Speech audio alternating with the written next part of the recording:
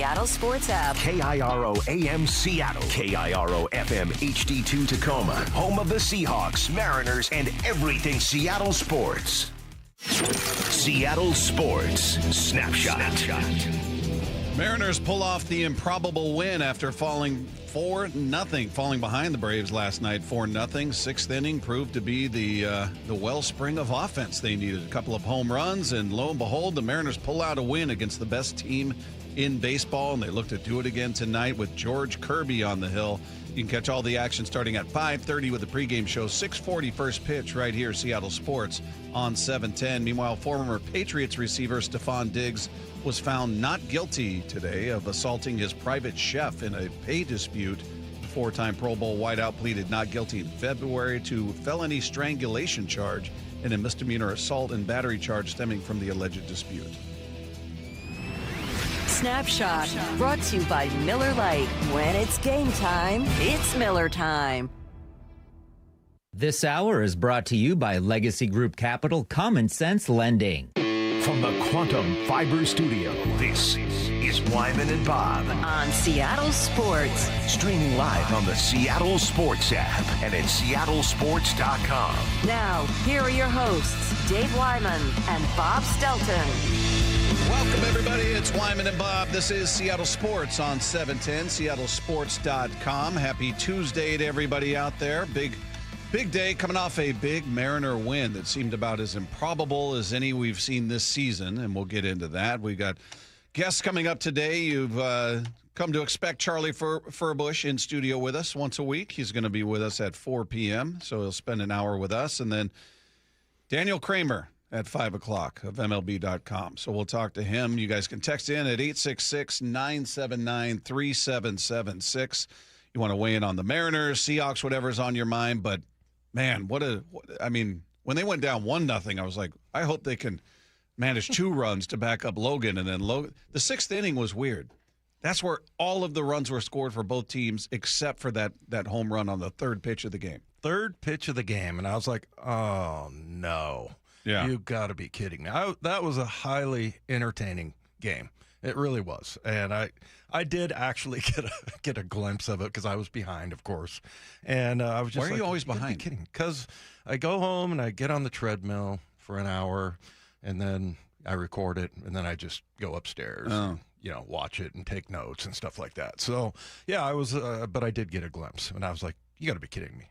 I got to see how this is going to unfold here. Yeah. It's just phenomenal. Well, it was looking bleak because the offense was just being shut down by a local kid from, where was it from? Bainbridge Island? Bainbridge Island. Yeah. Yep. And he was just shutting them down. They couldn't get anything going. And I thought, man, is that one run going to stand? Is he just going to silence this entire lineup? Yeah.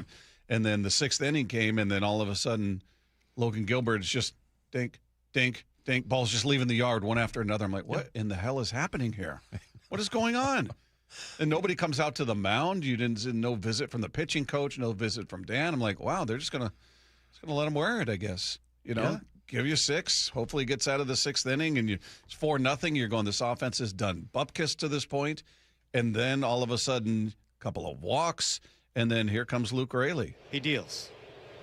Swung on, blasted, right field. This is gonna go. Goodbye, Luke Raley.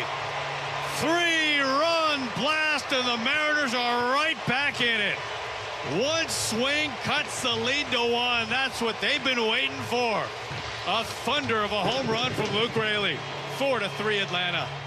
Just crushed that ball. That was fun to watch. And, so it was not looking good at that point. By the way, the J.R. Ritchie kid, you notice when he threw over to first, the boos were very quiet. Because there weren't very many of them because he's a local kid. So nobody wanted So they were going to give him a pass. All right, you can throw to first. Yeah, exactly. I think it's funny that that's become such a thing.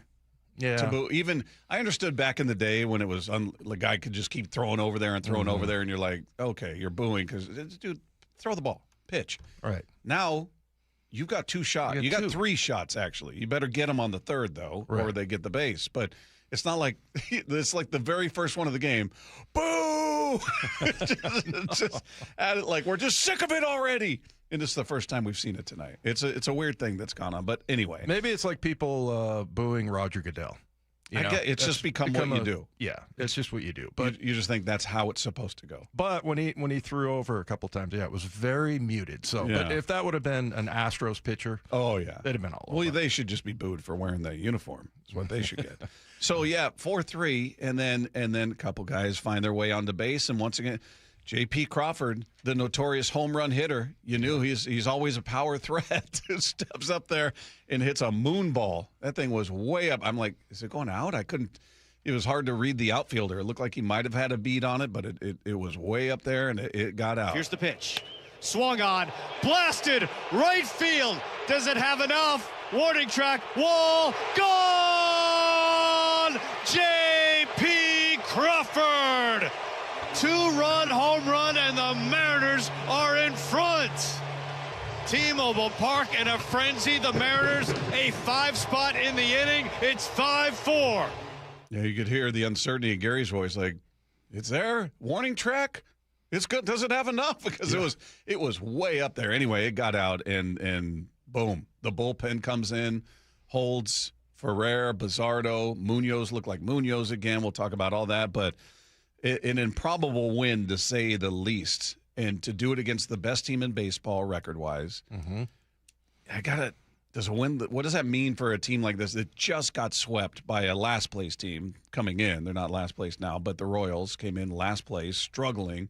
They sweep you, probably feeling beyond terrible, and then here comes the juggernaut, scored more runs than any team in baseball. And you go down 4-0 against this team and find a way to pull it out of the fire and win? Most runs scored, but also, they're number one in a lot of categories offensively. They're number two in a lot of categories pitching-wise. So it's just, it's so unlikely. I don't know what that game means. I think, a lot of times when we look at a college kid, coming into the NFL draft or whatever, I look at the highlights because I want to see what his upside is. This is what, if he's going to play excellent football at this level, that's the standard right there. And that's what we saw out of the Mariners. We saw their best baseball. Was that a 3-2 pitch with 2 outs that JP hit out? I don't recall what the count was. I wrote it down in my notes. Well, then why are you asking me? You got it right there. Because I'm not sure if that was for him. Mike's seen my notebook. There's just thoughts and ideas everywhere. Oh, okay. Yeah. And you can't read them anymore. No, yeah, I can't. But yeah, I mean that was just such a clutch for both of those guys situation. So, and then just we'll get into Logan here, but I just thought I'm glad that nobody walked out. Like you were mentioning that. Nobody, the catcher didn't go out, nothing. They just let him go. He ends up getting out of the inning, and okay, here we go. Yeah, I guess good enough, right? I don't. Maybe if Cal were there, they'd go give him a little, hey, all right, everything's okay. These are solo shots. We're going to battle back, whatever they say when they get out there. But ultimately, it was. I don't know. I'm curious to get everybody's impression of Logan Start, because he's somebody that we've talked about going into this game that we're waiting for that Logan, the Logan of 2024 to pop out. And he hasn't been that guy yet. You see stretches, you'll see a couple of innings where they look dominant, and then the wheels come out. It's kind of like Castillo. A couple of innings where they look like the old version, like there he is, and then things just come apart in an inning. And that's kind of how Gilbert, 6 innings, 4 runs. That's what you got from Castillo the other day. Mm-hmm. It was good enough in this case, but I don't know. Did it make you feel better? 866-979-3776. What was your impression of Logan Gilbert? He was asked how he felt overall about his outing. Yeah, I feel pretty good about it. Everything felt good. They're a good hitting team. Just take advantage of mistakes. So all in all, I thought it was pretty good. Could have executed a couple more pitches. Yeah, what do they got, like 54 home runs now? That was the number 2 team in baseball. I was right, by the way. 2 out, 3-2 count for the home run for JP. But, it was just a phenomenal effort. And like I said, I think you're seeing what the upside is of this team if everybody does their job. And I don't know. I just thought that was Logan's job. last night. I mean, that's the best you were going to get from him. We were kind of wondering about him, but he did enough, and then your bullpen came in and took over. Yeah, it was. He was asked about the Braves hitting a few home runs off of his slider. Yeah, they hit a couple homers on good ones down, so honestly, you don't really want to overthink it. Sliders are supposed to go down, so I'm going to keep throwing it there, and if they hit it, they hit it. But just a couple good pitches and good swings at the same time. Yeah, I mean, he doesn't sound very worried about it. It's look, if you want to tip your cap, that is a good hitting team. That's the highest scoring team in all of baseball. You don't like doing that?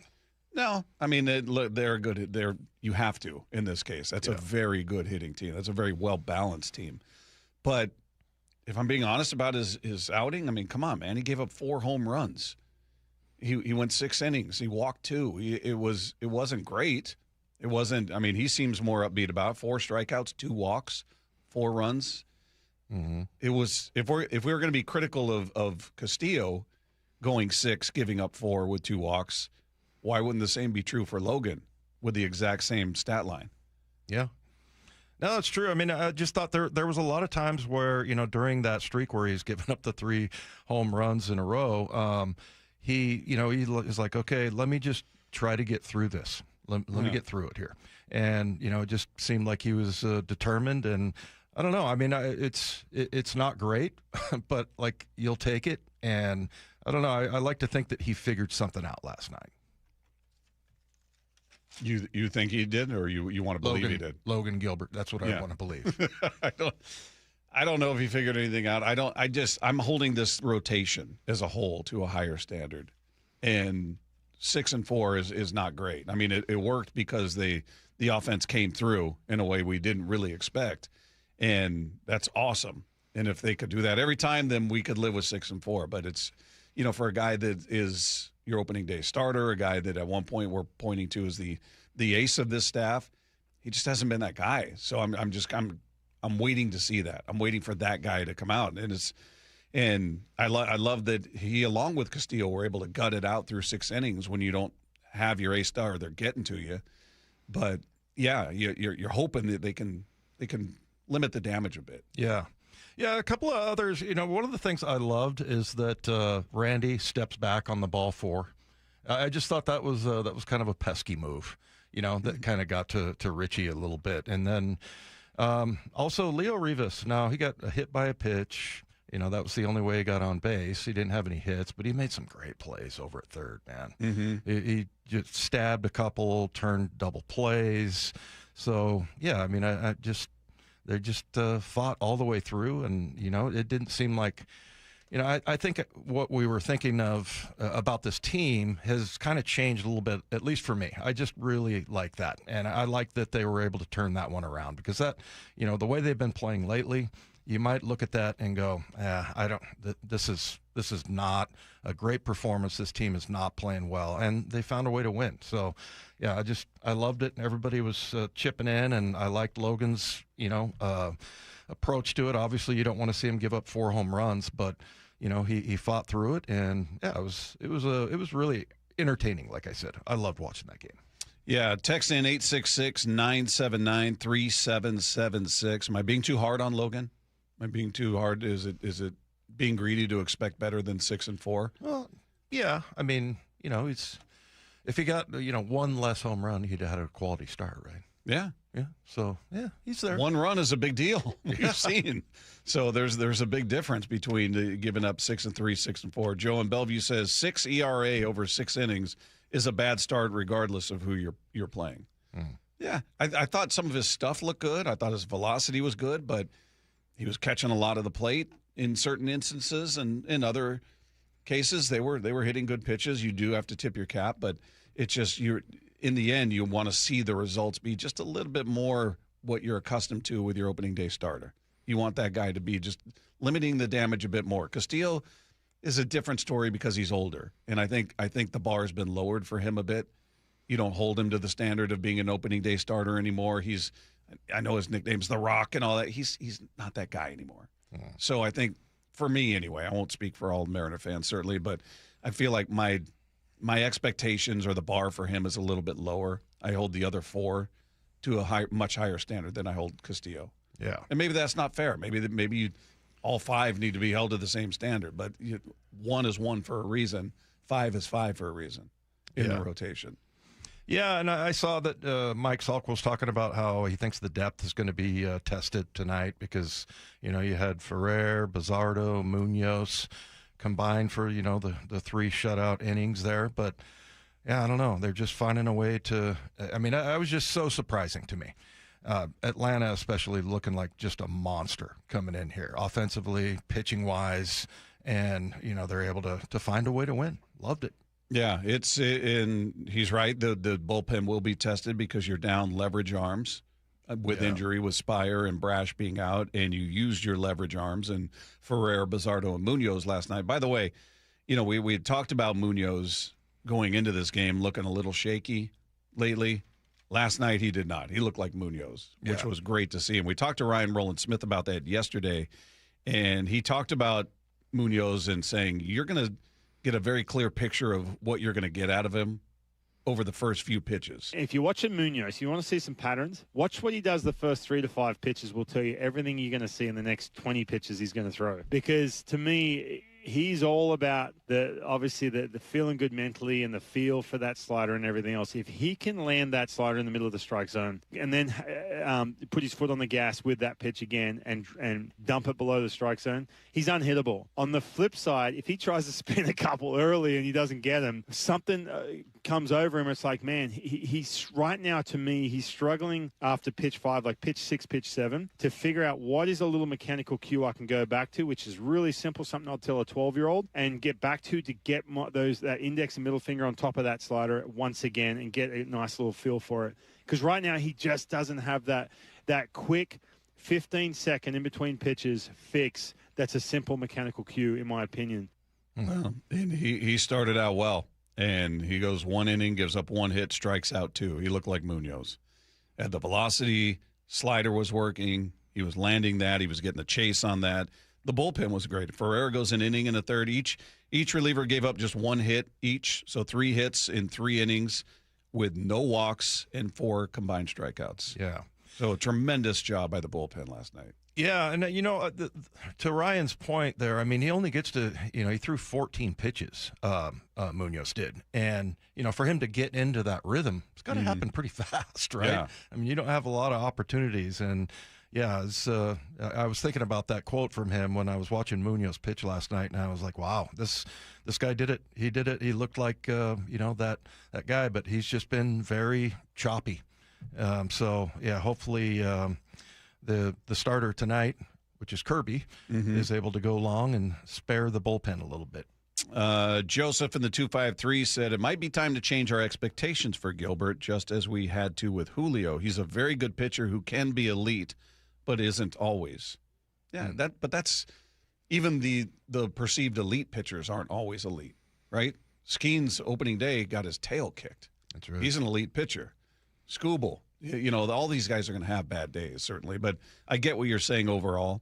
And I don't know if we need to change our perception of him. I'm still kind of holding him. I believe he can be that guy. I'm still kind of holding him to that standard, and maybe that's not fair.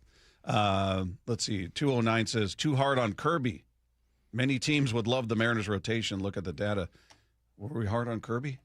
I don't think so. I don't remember being hard on Kirby, but we were talking about Gilbert here. I don't know if they just messed that up or referring to an older conversation. I'm not sure. Yeah, because, we've been talking about Kirby being the number 2 guy, right, after Woo. Yeah. And that's, a little bit of a question mark. Well, right now, Hancock's your number 1 guy. Yeah, right. Yeah. And hopefully Woo forget about him. Hopefully, how do you forget about him? Hopefully we'll be back to being Woo. He's going to pitch tomorrow's game. So that's going to be a big one against this lineup, against this offense. That'll tell us a lot coming off two rough starts. But we'll certainly talk more about that. Keep the text coming, 866-979-3776. 253 said those home runs were on good pitches by Logan. All 3 of them in that inning looked almost identical down low in the zone, and they golfed them out. Okay. Don't forget the opponent is the best hitting team in baseball. Yeah. And then Pete just said, I still think Woo should have been our opening day starter. Well, I got one from the 206 here. I don't get it. Eddie Haskell is not an ace. Who are they calling Eddie Haskell? I guess Gilbert? No. Saying You he think looks he like looks Eddie like him? I hadn't heard that before. We're getting a Leave It to Beaver reference here. Yeah. Yeah, I guess. I don't know who that okay. would be. He's not an ace. All right. He has been, though. We've seen him do it. We've seen him do it over an extended period of time, so it's in there. It's like Bryce Miller. We've seen him 31 starts, sub-3 ERA. Mm-hmm. That's in there. It's not. We're not responding to just a hot stretch or 3-4 game stretch where they were really dominant. You're talking about a season. Yeah. So hopefully he can be that guy again. We'll talk more about that right now. Let's take two. Great news for the Mariners today. Cal is back in the lineup. He's hitting second and DHing. And so against the right-hander, you usually had Canzone in there. He's not in the lineup. Mitch Garver's catching, batting eighth. Leo Rivas still playing third. But Cal is the DH today against the right-hander, Bryce Elder. Yeah, that news was broken by our own Matt Nelson today, that Cal was back in the lineup. Really? Yeah, the newsbreaker on that show. That's right. It's definitely not Stacy. He's our go-to Mariners insider now. Does Matt know who Cal Raleigh is, by any chance? He knows enough to break that news. Okay. He saw the little C next to him. He knows he's the catcher. That's about where his baseball knowledge, or it's not knowledge necessarily, just whether he cares about it or not. Well, you know the answer to that. He does not care. Yeah, the injuries continue, and it's the oblique again. That thing just keeps popping up. You'd think they'd get rid of it. The Astros have put starting catcher Yainer Diaz on the IL after he hurt his oblique before yesterday's game against the Dodgers. If you add that to the list of all their injuries again this year, Jeremy Pena has been on the IL. They have 6 starting pitchers on the injured list, and then Josh Hader as well. That's a shame. You hate to see it. 14-22. They're not last. The Angels occupy that spot, who are 13-23.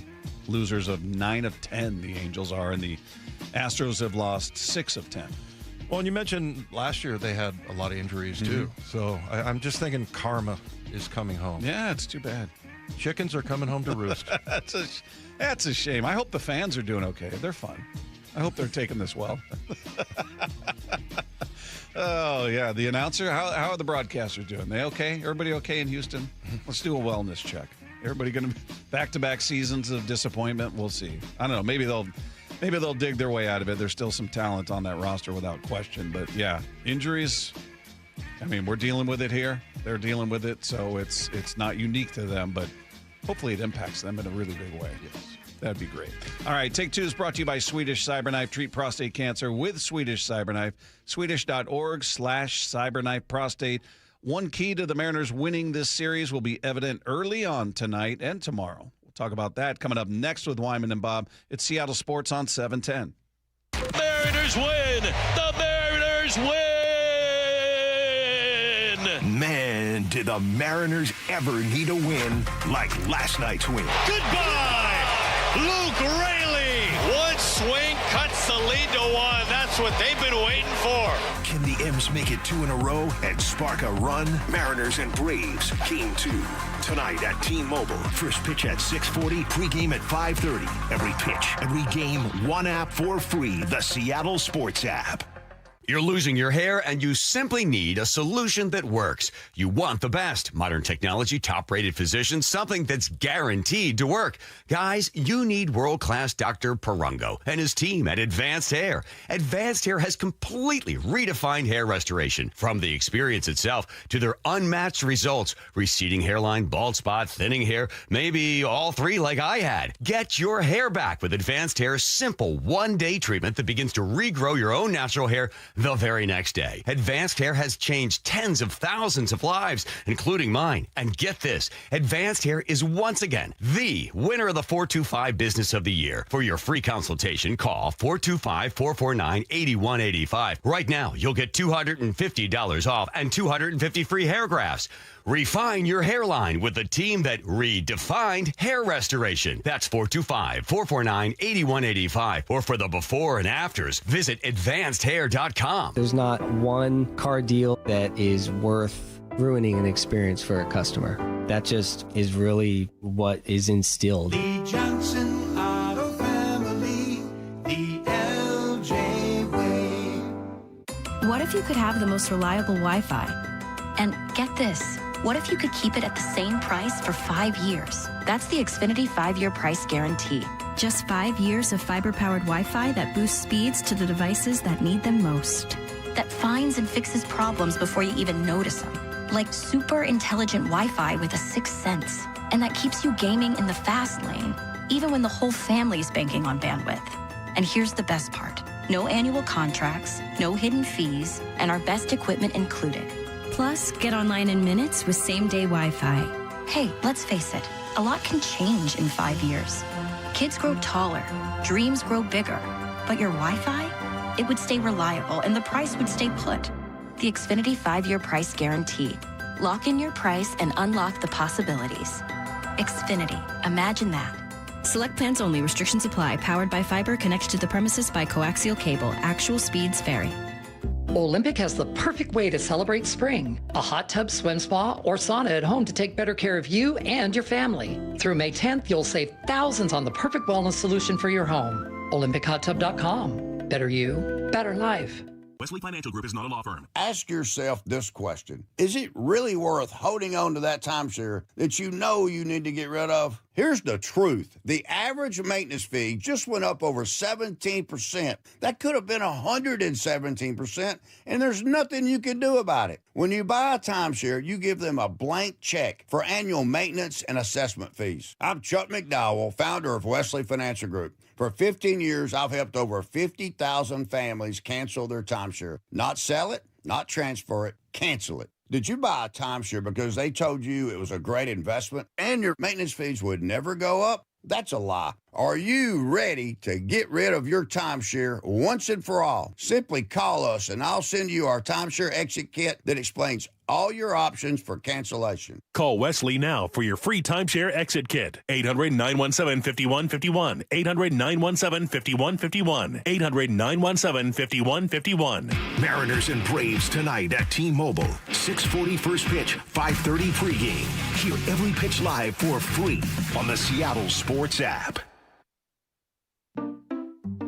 We just want to have enough money for retirement. And travel to visit our grandchildren. I understand. That's why at Fisher Investments, we start by getting to know each other, so I can learn about your family, lifestyle, goals and needs, allowing us to tailor your portfolio. What about commission-based products? We don't sell those. We're a fiduciary, obligated to act in your best interest. So how do your management fees work? We have a simple management fee based on the value of your portfolio, so we do better when you do better. We appreciate that kind of transparency.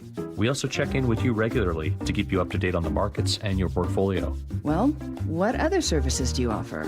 As a client, you have access to resources on investing, financial planning, estate planning, Social Security, Medicare, and more. Wow, sounds like Fisher Investments has everything we need. At Fisher Investments, we're clearly different. Learn more at FisherInvestments.com. Investing in securities involves the risk of loss. Progressive knows you could have easily taken the freeway, but you took the scenic route to see a waterfall and an oddly busy boiled peanut stand. Discovering the unexpected is exactly why you bought an RV, so protect it with a bundle from Progressive. Because although you may be 3 hours behind schedule, you're 6 jars of jam richer and possibly enrolled in a butter churning workshop. Switch to Progressive and protect your RV, boat, or motorcycle by bundling with your home and auto insurance. Progressive Casualty Insurance Company affiliates and third-party insurers. Not available in all states or situations. This is the story of the one. As a procurement manager for a hospital system, she keeps every facility in her network stocked and ready. That's why she counts on Grainger to be her single source for thousands of products, from disinfectants to lighting, air filters, and more.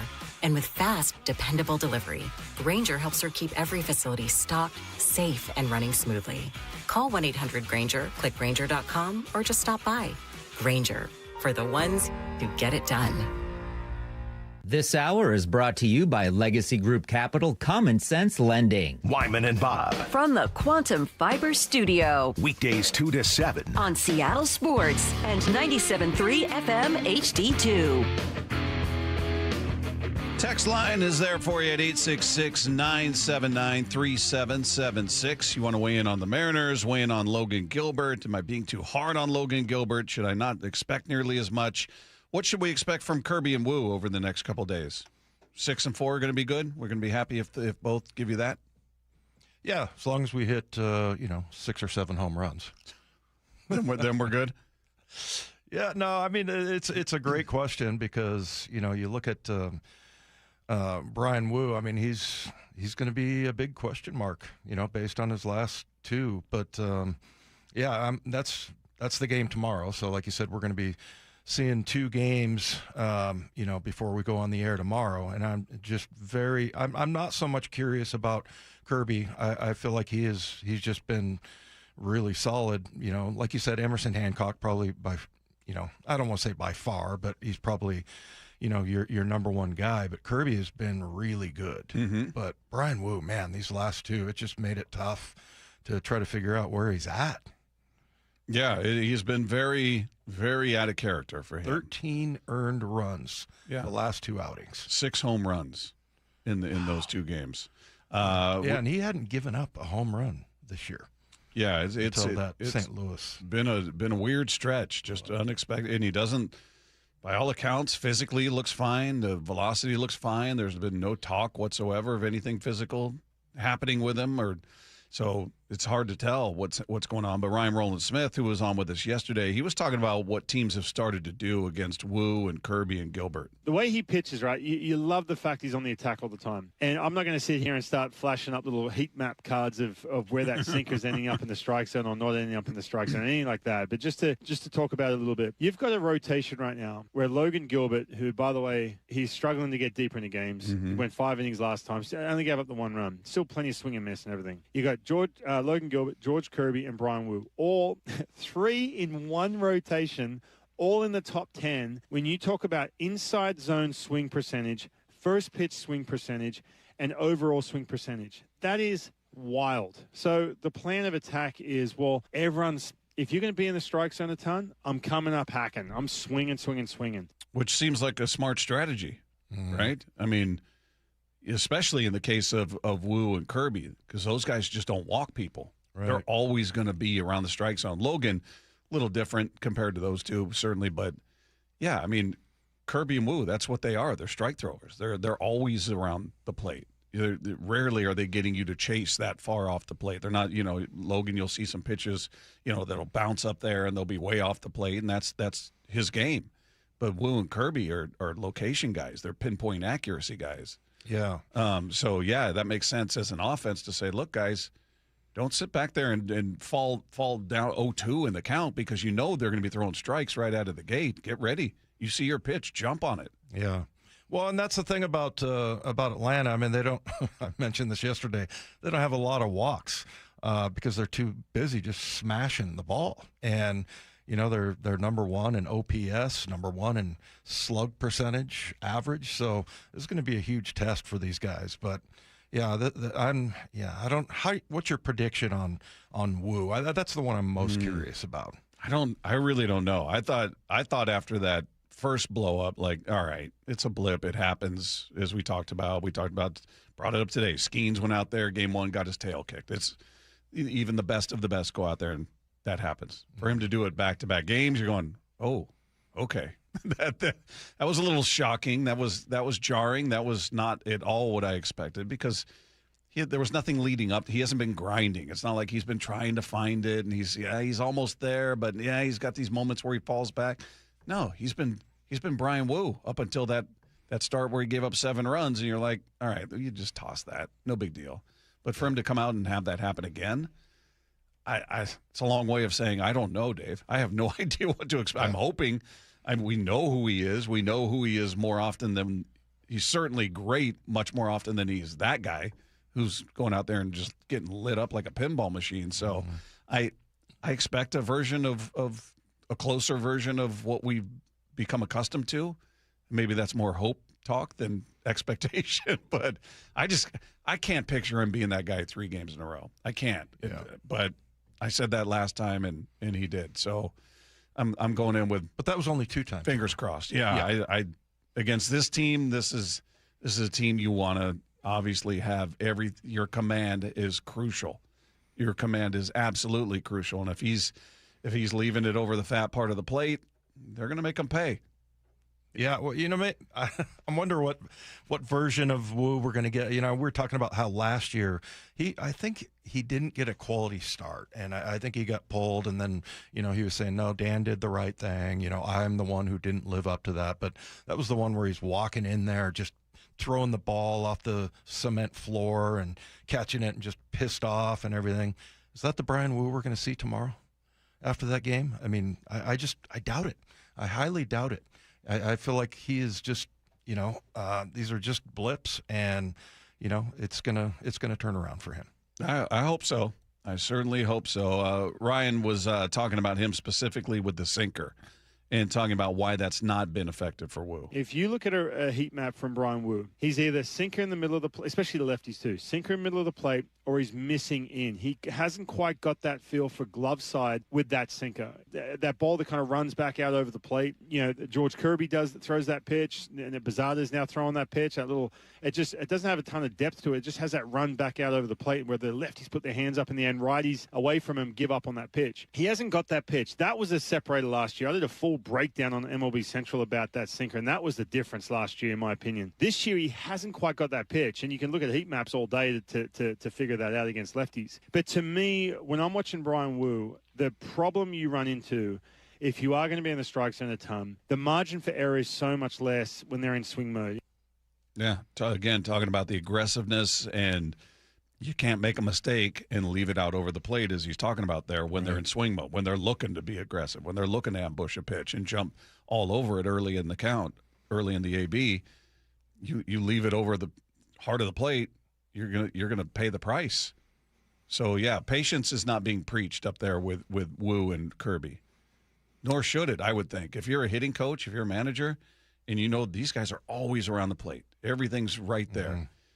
Wouldn't you be telling your team, hey, man, be ready to jump on it? Swing away. Yeah, he's not bouncing them up there. He's not, he's not throwing the sweeper that ends up, Bull Durham style, Nuke LaLoosh hitting the mascot the way, even Emerson Hancock had a handful of those this year where the sweeper just got away from him, and it was all the way on the other side of the opposing batter's box. So you just don't see that with Woo and Kirby. They're always in the zone. Right. Yeah, and that, for Kirby, he hates, throwing, walking a batter. But, yeah, I just we kind of had that discussion about Woo, that maybe, he also was just trying to, just throw strikes instead of trying to get people to swing at something outside the zone. And, maybe that's just not working. I feel like pitchers are always working on something, right?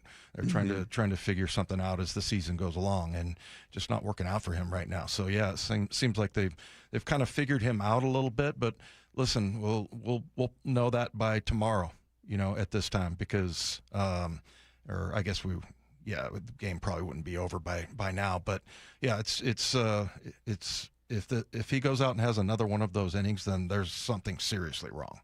Yeah, they're going to have to go do a full breakdown of his mechanic. If there's nothing physically wrong and he's just going out there and getting torched, then, yeah, I would hope they're going to do a full forensic study of his mechanics and what is happening. Why is that ball just floating over the middle of the plate?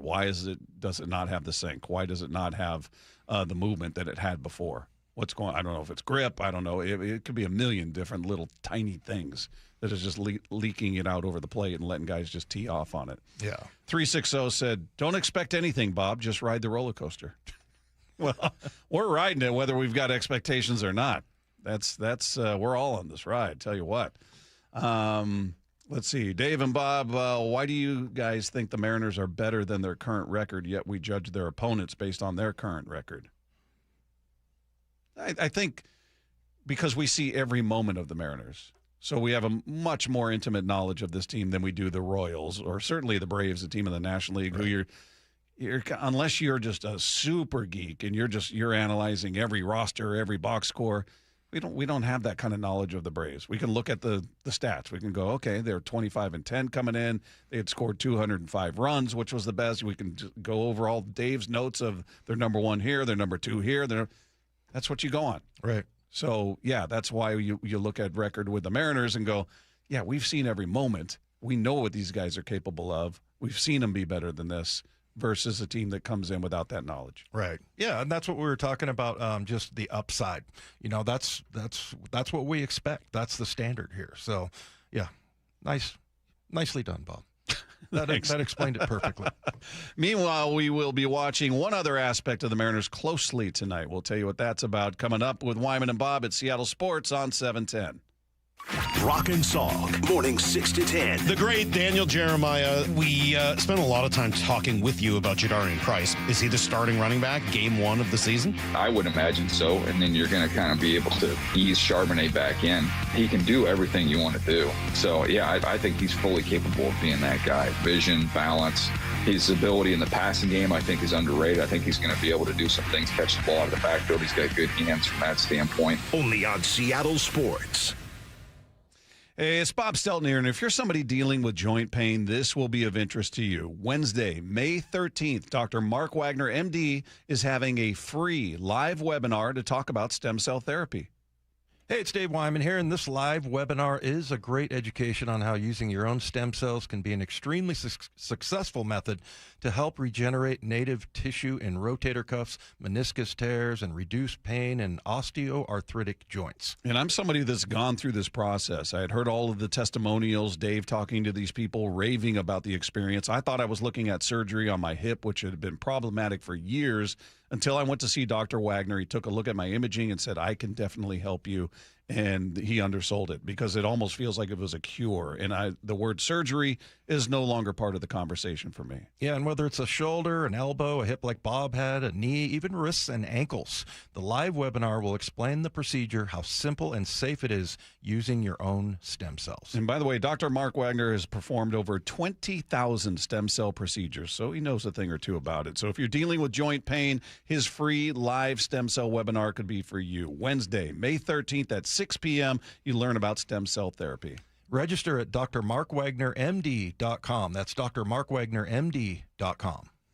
Do you have a car, truck, or SUV you're willing to sell? How about an RV or commercial vehicle? Wayscar Ford in Auburn will buy it from you. And when they resell your old vehicle, they'll split the profit with you 50-50. That's right. You'll get paid twice. I'm here with Mark Clymer of Wayscar Ford. Mark, I'm not surprised your vehicle profit-sharing program's doing well. It's a fantastic offer. It sure is, Stacy. We've been buying a lot of cars off this thanks to your advertising, and I got to tell you, customers are loving it. They're getting top dollar for their vehicle up front. They're getting paid right now, and the best part is when we resell that vehicle, they're getting 50% of the profit. A lot of people have vehicles right now that are sitting around and they're worth a lot of money, and they're saying, you know, what the heck? I want to sell it. I don't want to deal with it myself, but I don't want to give it away either. This is the perfect opportunity for them to get the most they can for the car without having to go through the hassle of selling it themselves. Exclusively at Wayscar Ford, celebrating 104 years in Auburn. WayscarFord.com. That's WayscarFord.com. Windows are our home's top target for break-ins. At Lake Washington Windows and Doors, we offer added security with our exclusive 3-layer security glass protection. Combined with our lifetime warranty, you'll have lifetime peace of mind.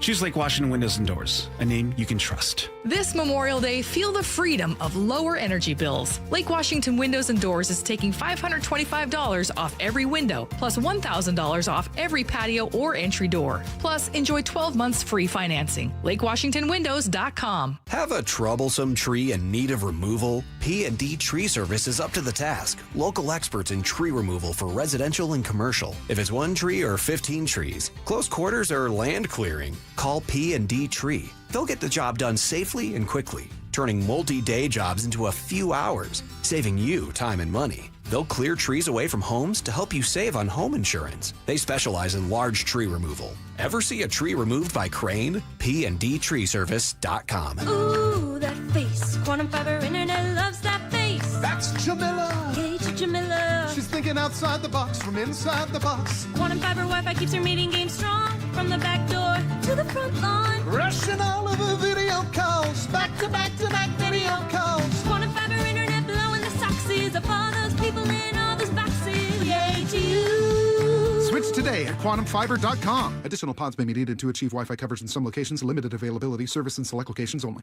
Mariners and Braves tonight at T-Mobile. 6:40 first pitch, 5:30 pregame. Hear every pitch live for free on the Seattle Sports app.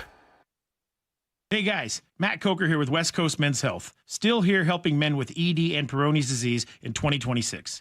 Our clinics have helped thousands of men in the last 8 years just like you. Most guys tell me that in their early 50s, they started using Viagra. It worked for 3 or 4 years and then tapered off. That's because Viagra is not a curative medication. It's a short-term solution. Our wave therapy breaks down the plaque in the arteries and increases blood flow without using any medication, with proven long-lasting results. Our treatments are so successful that we have some men driving up to 5 hours just to get treated every week, and our 4.9 average star rating on Google proves it. So whether it's ED, Peyronie's disease, or low testosterone, West Coast Men's Health has the answers you're looking for. In addition to treating ED and Peyronie's disease, we now offer testosterone replacement therapy and peptide therapy. Call 206-519-6541. 206-519-6541. Online at westcoastmenshealth.com. This is Rick Jones of Goldberg Jones Divorce for Men. Child custody is the most emotional issue our clients face. And if you're a divorcing father, the relationship with your children is about to change. But that change doesn't have to be for the worse.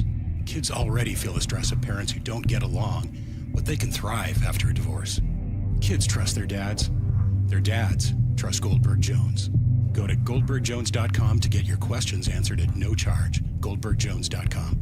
Hey, it's Dave Wyman speaking to those who have recently been diagnosed with prostate cancer. I spoke with Dr. Meyer, the medical director of the Swedish Radiosurgery Center, and Dr. Meyer said Swedish CyberKnife patients are really satisfied with their experience. They report very few side effects, and they're seeing excellent cancer control 10 years later. To learn more, go to swedish.org/cyberknifeprostate or call 206-320-7187. CyberKnife is a registered trademark of Accuray Incorporated and is used with permission. Wyman and Bob. From the Quantum Fiber Studio. Weekdays 2 to 7. On Seattle Sports and 97.3 FM HD2.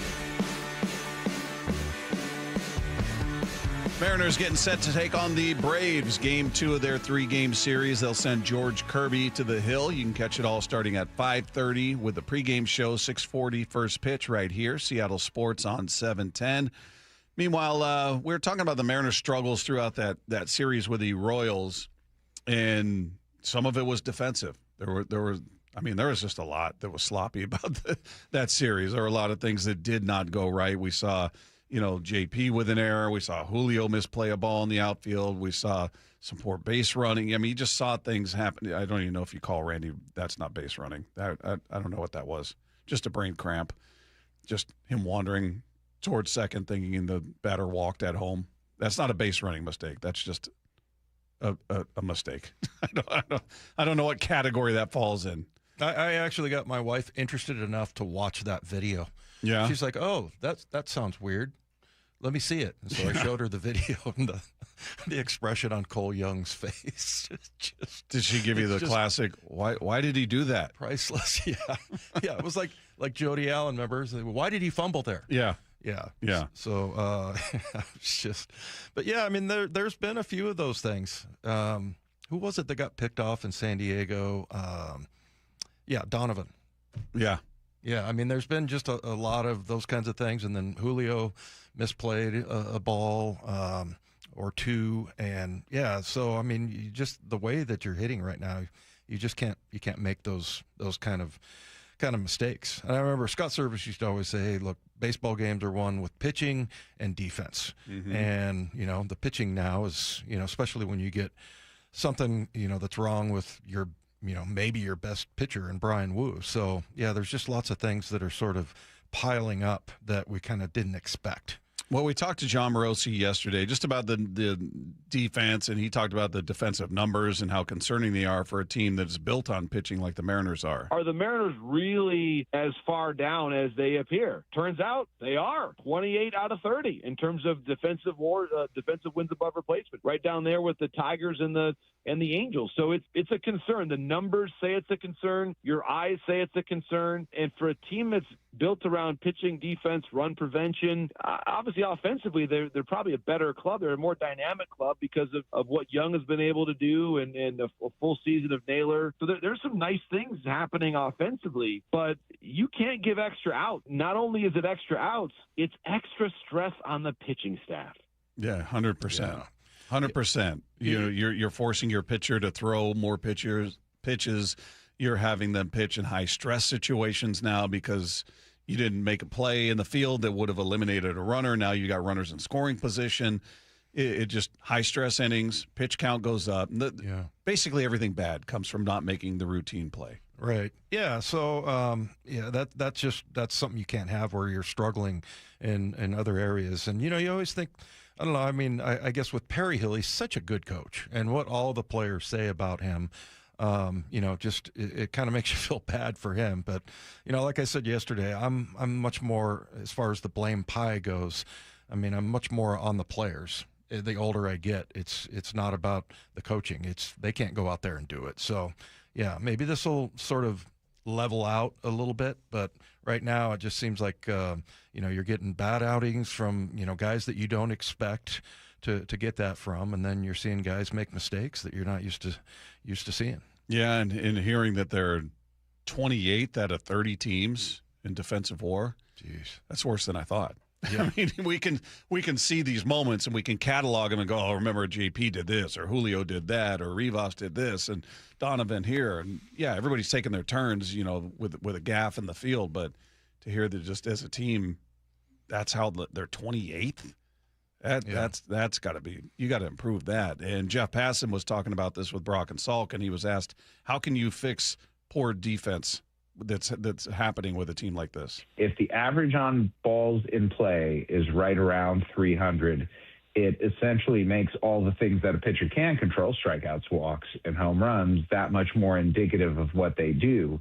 It also inherently suggests that defense doesn't have a whole lot to do with the outcome of a batted ball. And that's why positioning has become such an important thing, having your guys in the place where the hitters are likeliest to hit the ball. That being said, you still need to field it cleanly. You still need to make good throws. You still need to hit your cut. You still need to do all those fundamental things that make for a good defensive player. And even if the M's don't necessarily have the defensive range that some other teams do, I do think a lot of defense comes down to, beyond the positioning, comes down to effort. Yeah, and maybe and I don't know, maybe they kept going on this, but maybe he's just talking about, the extra work pregame, the extra work on days off, whatever it is. Let me, whether it's Donovan, whether it's JP, whoever, any of them, all of them. Let me get some extra work out here. Let's get Perry out here. Let's work on my throws from third to first, or my throws from right field to the cutoff man, or whatever the issues are. How am I tracking fly balls in left field, Randy Arozarena? Do I want to work on that? Whatever it is, maybe that's where he's talking about the effort. Yeah. Yeah, I mean, and Arozarena's been in the league a while. I mean, I can see some of he just doesn't look as sure. But Julio, I don't know, I guess you've seen him be so good out there. When he makes a mistake, it really stands out. Mm-hmm. Whereas, with the Arozarena, you're like, well, it's not like he's a horrible outfielder, but he's not great, it seems like. Yeah, and I don't know what the advanced metrics say on him. I've got to imagine they're not great. Mm-hmm. But then he'll make a great that game where he wandered off of first base and started jogging to second inexplicably. He made a phenomenal diving catch, which was huge. I mean, he laid out Superman style. He was going for it and came up with a huge catch. But then you'll see him take some weird routes to balls where you're like, what are you doing there? And then oftentimes there's not a lot of urgency in him going after a ball. He's a different. He's not a great outfielder. Yeah. He's not the worst I've ever seen by any stretch, but I'm guessing without even looking at the numbers that he's probably down there. Yeah, I wonder if that's just an awareness thing, like the lack of urgency. Yeah. It's kind of like what we talk about with Anthony Bradford. That's probably the best way to describe it, is that he just doesn't realize that like every play is an emergency, especially when there's a ball hit at you. Meanwhile, the Seahawks offseason roster moves might now be complete. We'll get into that coming up next with Wyman and Bob at Seattle Sports on 710. Mariners win! The Mariners win! Man, did the Mariners ever need a win like last night's win. Goodbye, Luke Raley! Once swing cuts the lead to one. That's what they've been waiting for. Can the M's make it 2 in a row and spark a run? Mariners and Braves, Game 2. Tonight at T-Mobile. First pitch at 6:40, pregame at 5:30. Every pitch, every game, one app for free. The Seattle Sports app. I had pain. I had numbness in my feet. That pain and that numbness just got worse and worse and worse as time went on. This is Greg describing life with neuropathy. I went to 5 podiatrists, tried different treatments, tried different orthotics, tried different shoes, had cortisone shots in the tops and the bottoms of my feet. Saw a neurologist. All my medical doctors said, can't help you. Live with the pain. You're not going to be able to sleep. This is your life.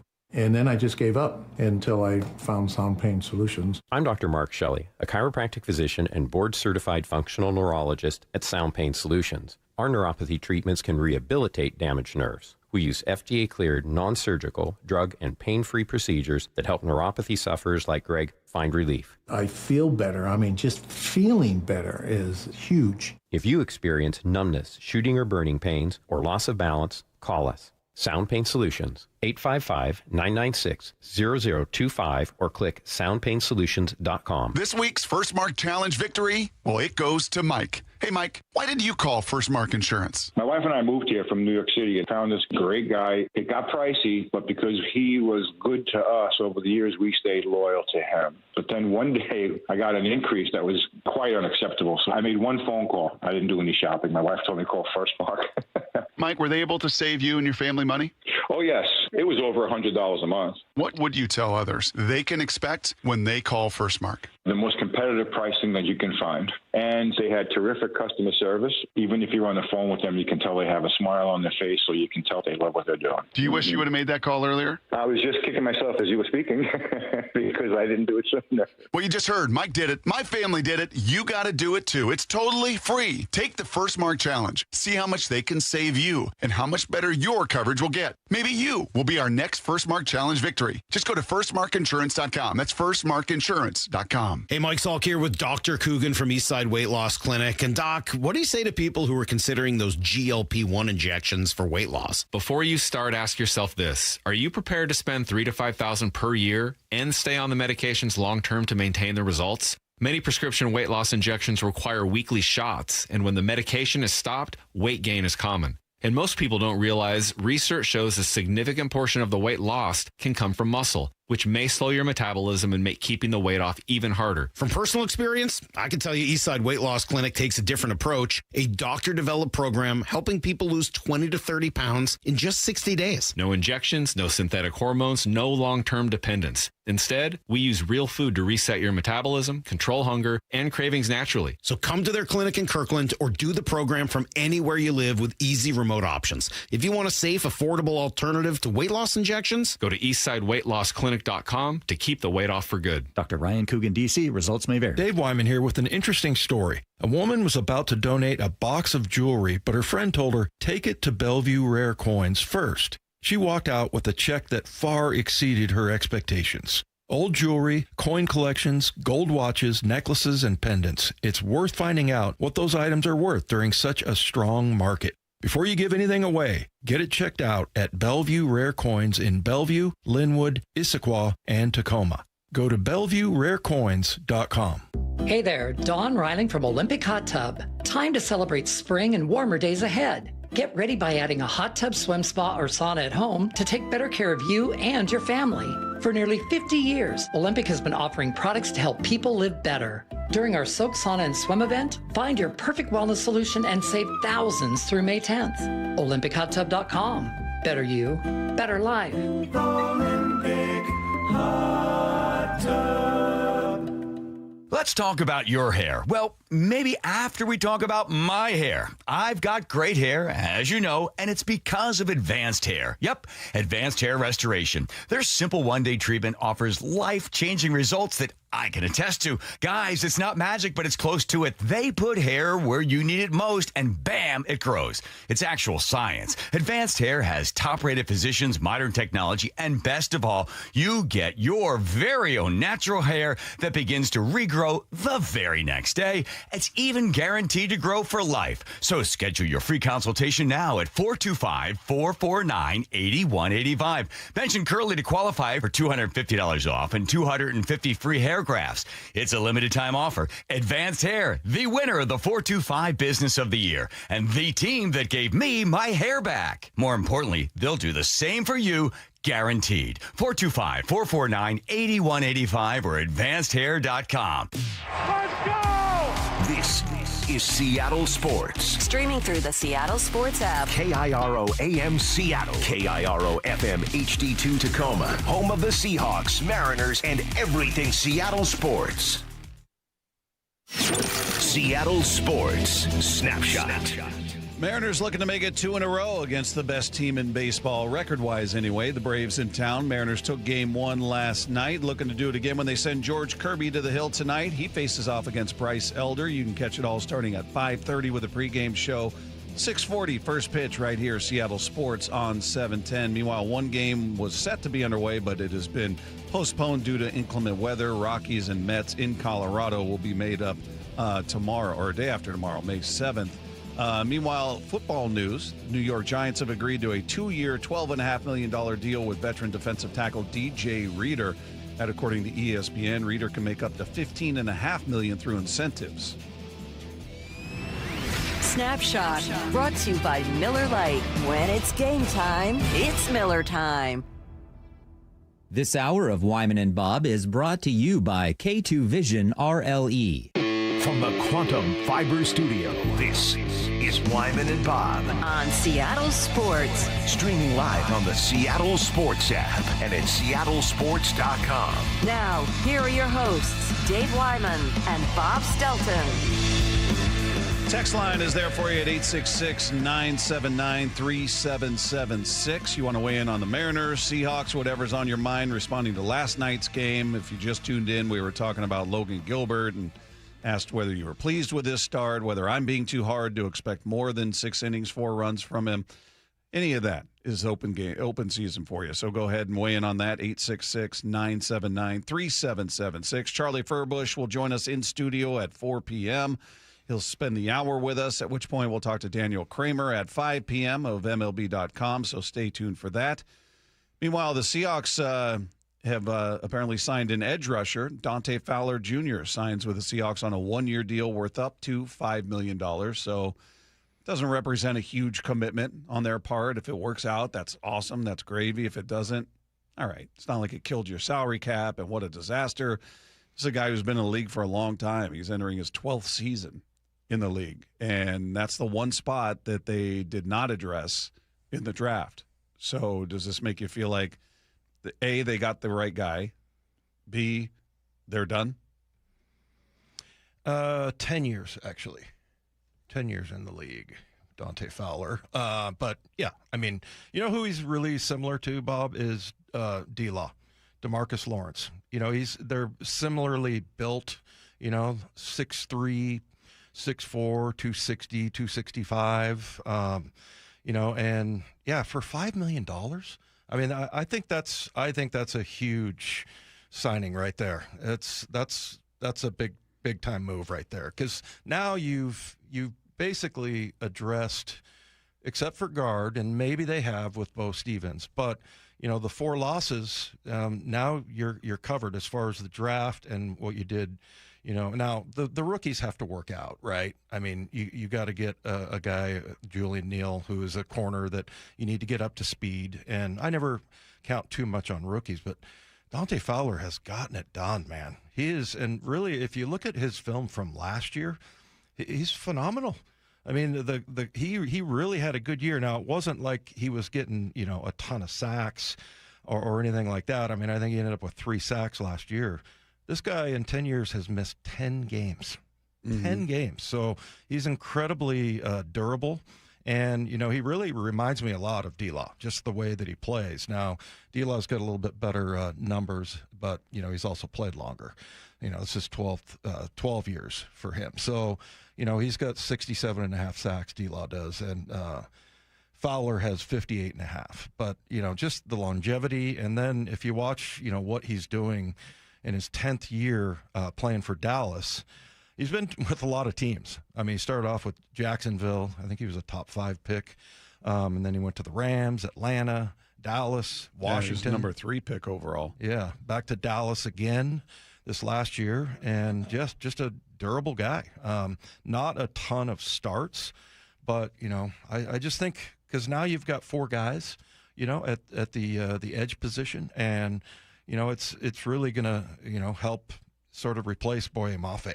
And I think he's also more of a dog, and he's better against the run than Boye Mafe. I think Boye Mafe might be a more talented pass rusher, but he's making $20 million. This guy's going to get 5. Yeah. Well, you're also paying for youth. Obviously, this is a guy who's on the back end of his career versus where Mafe is in his career. So they're betting on who Mafe is going to be. And this is a guy. So Pelissero, he was wrong. He said he's entering his 12th year. He's entering his 11th year. Yeah. So he's off by a year. But is he the answer? Is it an acquisition that tells you, all right, they're good, they don't need to do anything else? Or would you like to see them make another move, bring in a young guy? I don't know. Just do something else to address that spot, or do you feel like, nope, this to me says they're set? Yeah, I think it says that they're set, but but John will always tell you, hey, you can't have enough edge rushers, right? So, maybe they make another one, but yeah, I was just really surprised looking at him, having watched him pretty much his whole career, but then also, seeing this last year and how he played and how he plays the run. He's got a great instinct for just being around the play. And, and I just didn't see much of a drop-off in his 10th year last year. So it's, I think that's a great acquisition there. And I think also it's just kind of funny. I mean, it's been very clear, like, okay, here's what they need. And they've kind of addressed that. It's like, the last couple of years, last year, they end up drafting a guard, works out famously, got a really good safety and even Worry. And then, this year you in the draft, and look, these are rookies, so you can't really expect that much, but you got positions of need basically. Mm-hmm. And then you go and get this one with a free agent. That was kind of the question we were asking after the draft, like, oh, this is the one position group they didn't really address, but they did it and for pretty cheap here. And, and like you said, a little discount there because of age. Yeah. And you say you don't see a drop off. Now, if I'm just looking at his stats, there's a drop off, but is that more about the system that he was in? Cause he was in Washington in 24, had 10.5 sacks, 2 forced fumbles. Then in 25, he went back to Dallas, 3 sacks, no forced fumbles, still played 17 games. So the numbers are there's a pretty drastic difference there, but is that more about the scheme and the other players that he had around him in both settings, or what do you attribute that to? I don't know. I mean, I think most of his career, he's been like a 4, 5, 6 sack guy. Yeah. And he had two years where it really stood out, and that was, Rams and then, when he played in Washington. So, yeah, and maybe it's a scheme fit because – that's something that, is very likely that this guy is exactly what we need. And, and I think he's a good enough pass rusher, to be, maybe close to what Boye is. I still think Boye has a ton of upside, and I think he's got some great skills. But against the run, he's really good. And, you see how he takes on blocks, and he's just super slippery. He plays hard. Just reminds you a lot of DeMarcus Lawrence. So, that's so now, and you've got 4 guys to play 2 positions, because you got D-Law and Fowler, and then you got D-Hall and who am I blanking on? Chenna. Chenna, yeah. So, I mean, I think all of those guys were really talented. It's going to be also getting, that defensive line room. Yeah, it's all the old guys, man. They got guys that are double-digit careers in there. And the other thing is Aiden Dirty coached him when he was in Dallas, I believe, and maybe in Atlanta as well. But, so he knows all about him, and he's technically our defensive coordinator. Mike calls most of the plays and all that. But, so there's some familiarity there. Well, Brady Henderson was on with Brock and Salk a few days ago, and he was breaking down what it is that he likes about Dante Fowler. At one point, he was the 3rd overall pick in the draft by Jacksonville, and that was in 2015. So, look, any player who's been in the NFL that long, I'm not sure if they are quite as quick as they, once were, and maybe don't have quite the burst that they did, but he still has enough to, rank. I think he was 31st in pressure rate last season among all defenders. And so you're certainly talking about a viable, more than viable option on the edge. He only had 3 sacks with Dallas last year, but he's got, a couple seasons of double-digit sacks, including the year before, I believe with Washington when he had 10.5. And so. Yeah, and that's the other thing you see is that he's really a dog, in the run game. He's not just a pass rushing specialist or anything like that. He gets down and dirty. He'll do anything. So, yeah, and I just the durability too, because you might be going, man, he's getting on in his year. It's going to be his 11th year, but missed 10 games. Yeah, he's durable. Games. He'll be he's going to be 32 in August. So. Yeah, football years, he's on the other side, certainly. But we saw that with D-Law, who was very impactful here, and he's an older player. So hopefully you can get in there, both coming from Dallas. So hopefully there's some consistency there in a good way, and he'll have that kind of impact. We talked about them not going after an edge rusher in the draft. Daniel Jeremiah was talking about that, explains why he was okay with the Seahawks not trading up to draft an edge rusher. I think they're fine. They have a good group currently on campus, and I just think that the volume of the veterans that are still out there and the fact that they don't factor into the comp pick formula anymore either, I think they want to bring in a good number of players, enhance their chances of hitting on some guys, but also just build out some more depth. Versus, I bet you that was part of the discussion was who are these guys that are in that range that we could move up and get versus the group of veteran players that we just mentioned. And I don't think the difference was great enough for them to be able to part with all those picks. Yeah, and then the other thing is, you do have some guys in camp or on the roster that, might be able to develop into that. Mike Morris, I mentioned, he's a guy that, I think he's always available. Is that what Mike McDonald said? These guys are always available to make plays and to get better. But, you've got some of these guys like Jalen Gaines, and that is, a guy that they like. They like Jared Ivey. So, there's a few guys there that might pop that are already on their roster as far as, defensive end or edge rushers. But, for the most part, I feel like you're set. Really. These guys now, obviously, Connor O'Toole is another guy that they like coming off the edge that maybe he can develop into that kind of guy. Did I mention Jamie Sheriff?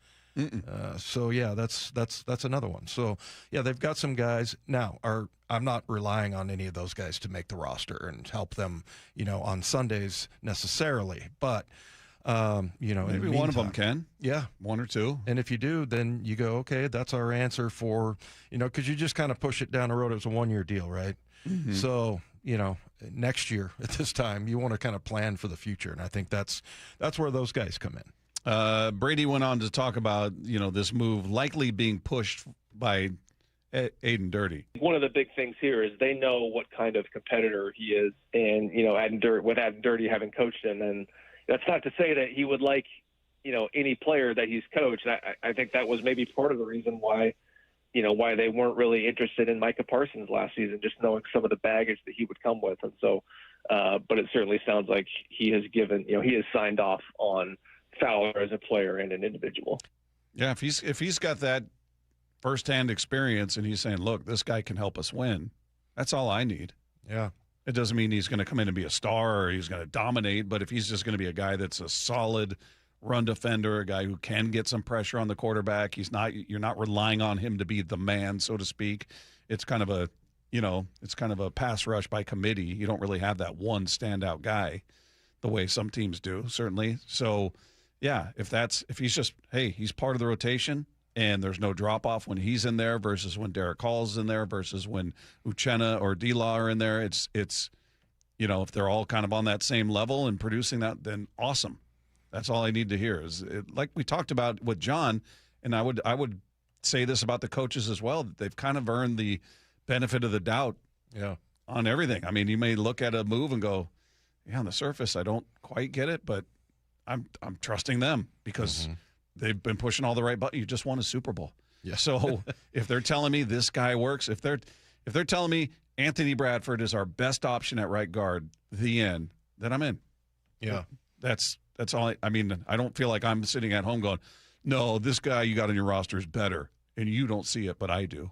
I mean, that's silly. That was the discussion we had with the Texters last year. Yeah, that somehow the coaching staff that's around every one of these guys on the roster is playing a guy that's inferior for whatever reason. I mean, he's not a first-round pick. He was a fourth-round pick. Yeah. So it's not if you were a first-rounder, I could almost understand, like, hey, they want to make they need this guy to pay off. They spent draft capital. They need him to look good or what. Even then, I would question it, but at least it would make a little more sense.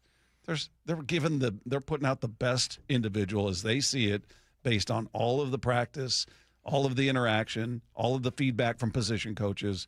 That's how they're assembling their roster. Yeah. Hey, speaking of Anthony Bradford, this will be the first time.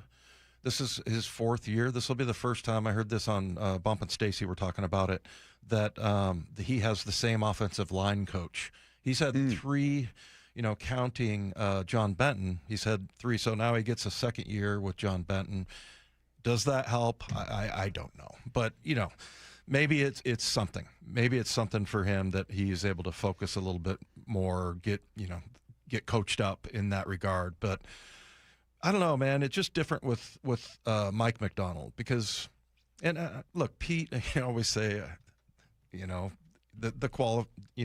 qualifier is that, hey, this guy was maybe the best coach in Seahawk history. But I think that Pete sometimes would. He would try to get guys he'd try to motivate him and give him a little bit of a break here and there. I don't think Mike McDonald does that. I mean, I think he's very, we always talk about he's very direct communicator, almost blunt, that, he'll tell somebody exactly, what he thinks about him. And if there was a better option, yeah, they would have gone that way. And I feel like I trust that a little bit more in Mike than other coaches. Yeah, I think. Look, until Mike's been here for a period of time, I couldn't say he's the best coach. Pete, to me, holds that mantle right now. Yeah. He's the greatest coach in the history of the Seahawks organization. That may change down the road. Hopefully it changes down the road. That tells you Mike McDonald has some sustained success. Right. He's already got a Super Bowl under his belt, and it looks like nothing but up from here. But, it's, again, I love that they're in this rarefied air of kind of just have an absolute buy-in from everybody, from the fan base, from everybody. Just if they say this is the right move, then it's the right move. It doesn't mean there's not somebody out there challenging it or disagreeing, but by and large, I've never seen this kind of buy-in with a front office the way we have with the Seahawks, where even if the move at first blush, you go, huh? Why did they do that? Why did they sign that guy? Why did they let that guy go? But it's immediately followed by, all right, well, John knows, Mike knows. And it's just, we're on board, and how long does that? I hope it lasts, but it's a rare spot to be in. It's a rare spot to be in. Looking at the offseason as a whole, they didn't. It's not flashy. They didn't bring in superstars. They didn't bring in Max Crosby, right? Trey Hendrickson. They didn't bring in these big names that were available out there that we brought up here and there when it was brought up that they were available. Hey, should the Seahawks go after Max Crosby? Should they go after this guy? They didn't get names in that way. But do you feel like they're better than they were? Are they a better team than the one that ended the season? Or do you feel like they still have some catching up? They still have some spots that need to be addressed. Well, certain players are going to have to play better to get there, because as much as I love Jadarian Price, K-Knight's a better running back right now. And I mean, I think he has the potential to get there, but I would say, I don't want to say you got worse, but you did lose those guys that can perform. They got you to a Super Bowl, and that's always the way, when we're talking about, how's the team built? Well, they won a Super Bowl, but they did lose those four guys. And I think Jadarian Price is going to have to really have an amazing year, and hopefully he, gets a fast start so that, you can get the guys that are hurt back in there, like Charbonnet and Kenny Mack. So, I mean, I don't want to say they're worse, but they're not at that level. And whoever plays the running back position is going to have to prove it.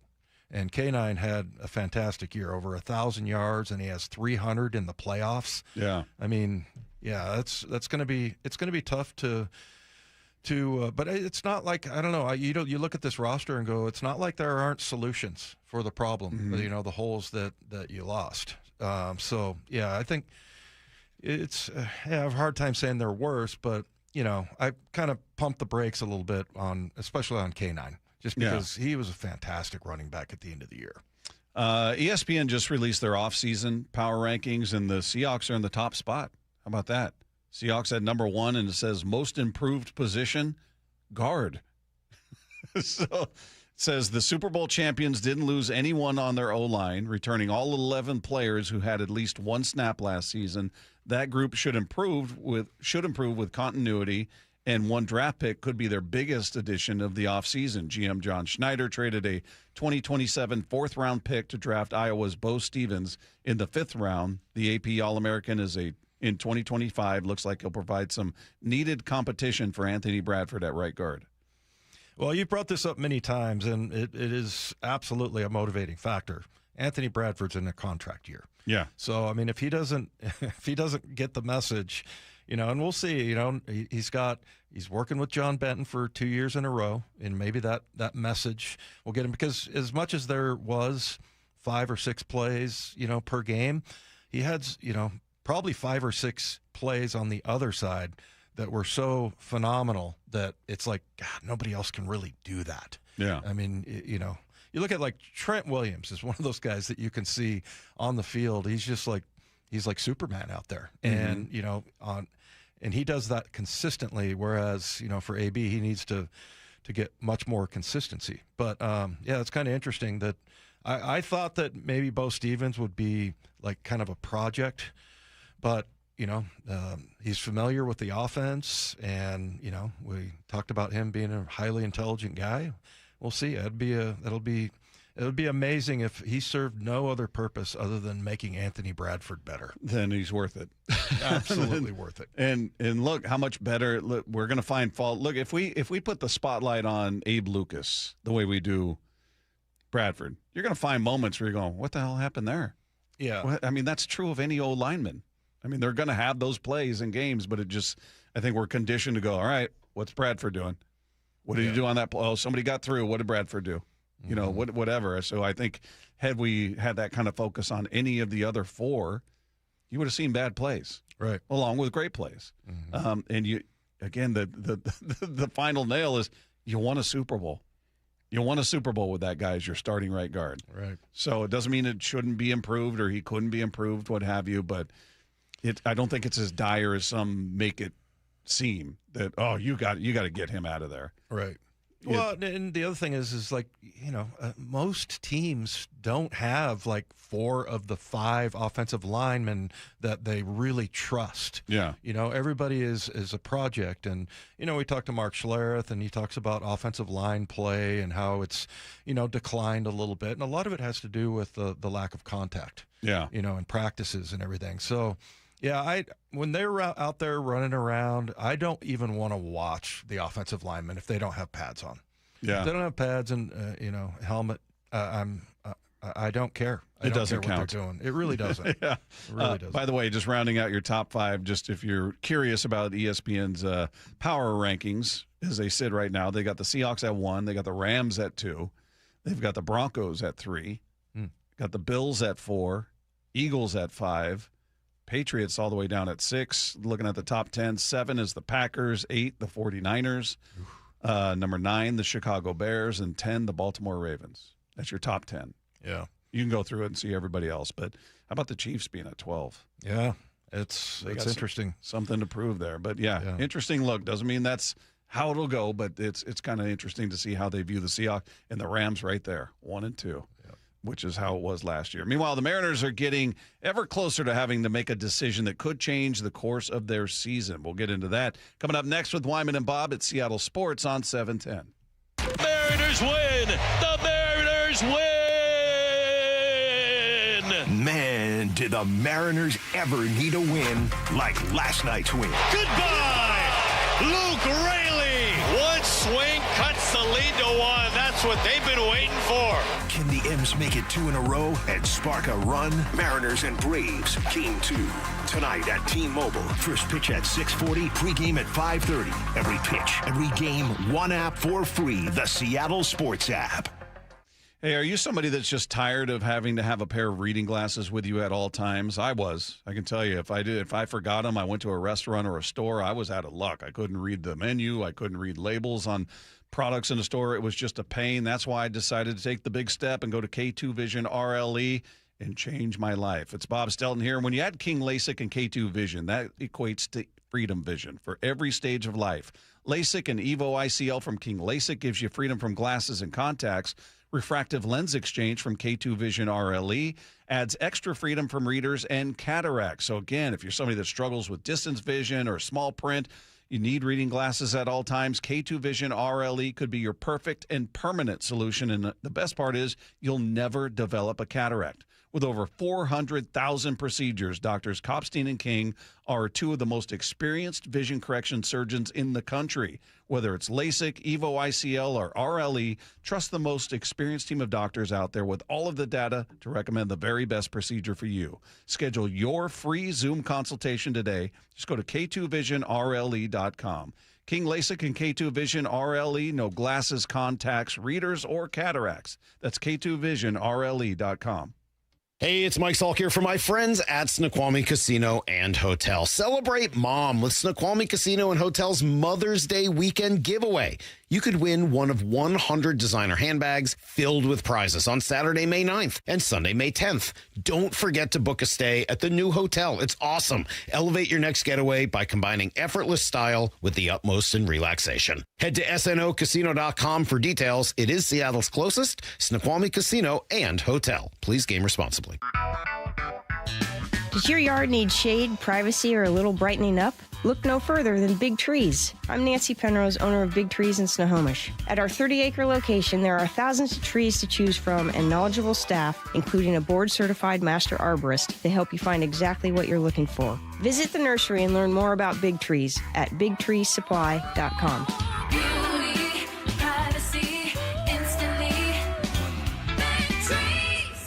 Stacy here. Sell your car to Wayscar Ford, and when they resell it, they share half their profit with you. That's right. Sell your car to Wayscar Ford, Isuzu, and Auburn. They'll pay you today for your car, and once they resell it, they'll share half their profit with you. WayscarFord.com. Listen every morning to Brock and Salk for Need to Know, powered by Marquee Data. Marquee IQ brings all your data together into one clear view. Stop running your business on highlights. Get the full picture. Visit datathatwins.com to learn more. Every 40 seconds, a child is reported missing. Find the Children is a nonprofit organization dedicated to helping find missing kids. You can be a part of their mission by donating your unwanted car. Call 1-800-294-0222. You'll receive the maximum tax deduction, and we provide fast, free pickup. Call 1-800-294-0222. Donate your unwanted or unused car. Call 1-800-294-0222. This advertisement was paid for in partnership with Cars R Us and Find the Children. Michelle Smallman here. PayPal is now the official peer-to-peer payment sponsor of the NFL, which means all the money moments that fandom creates, whether splitting tailgate costs or chipping in on tickets and game day food between friends, are covered. Wherever the game is played or watched, PayPal moves with fans. You can send money through text, email, or directly to your friends with eligible accounts on Venmo. Just download the PayPal app and share all the moments that matter. Account with PayPal is required. Not available in all regions where PayPal operates. Mariners and Braves tonight at T-Mobile. 6:40 first pitch, 5:30 pregame. Hear every pitch live for free on the Seattle Sports app. Progressive knows that for business owners, vacations hit different. But hey, at least you finally took a vacation. And look at that. You only answered 53 calls, 84 emails, onboarded one new hire, and covered for Chris while he's out on paternity leave, and you did it all from a kayak. Because you, my friend, know how to relax. All right, you may not know how to take a day off, but you do know both your personal and business auto insurance needs can be covered in one place with Progressive. So at least that's relaxing, right? Progressive Casualty Insurance Company and affiliates, not available in all states or situations. Tired of hearing scary radio ads about the IRS? Tax Relief Advocates is different. TRA is here to tell you that if you owe money to the IRS, whether it's $5,000 or $500,000, we have a solution. TRA can eliminate or reduce what you owe to the IRS with zero risk to you. We have over 1,000 5-star reviews on Google and an A+ with a BBB. End your tax nightmare today by visiting TRA.com or call 800-583-6681. That's 800-583-6681. Hey, Brock Hewitt here for my friends at People Come First, or PCF Construction Group. And if you've been dreaming of that new deck, you got to get a hold of PCF. Call them before the great weather arrives and their schedule gets totally filled up. With a new deck, patio cover, heater, and fireplace from PCF, you can enjoy the outdoors year-round no matter what the weather brings. And for a limited time, how about this? Get 50% off demolition costs up to $5,000 when you book your project with PCF. Contact People Come First Construction Group for all the details. They designed and built our outdoor living space, and we love it. Start planning and designing your dream deck now so you're ready to build this summer. Planning, permitting, and construction can take a little time, so get started today. Get project ideas, browse their amazing photos, and look at all the offer details at pcfgroup.com. Making your outdoor space your favorite place with People Come First. This hour of Wyman and Bob is brought to you by K2 Vision RLE. Wyman and Bob. From the Quantum Fiber Studio. Weekdays 2 to 7. On Seattle Sports and 97.3 FM HD2.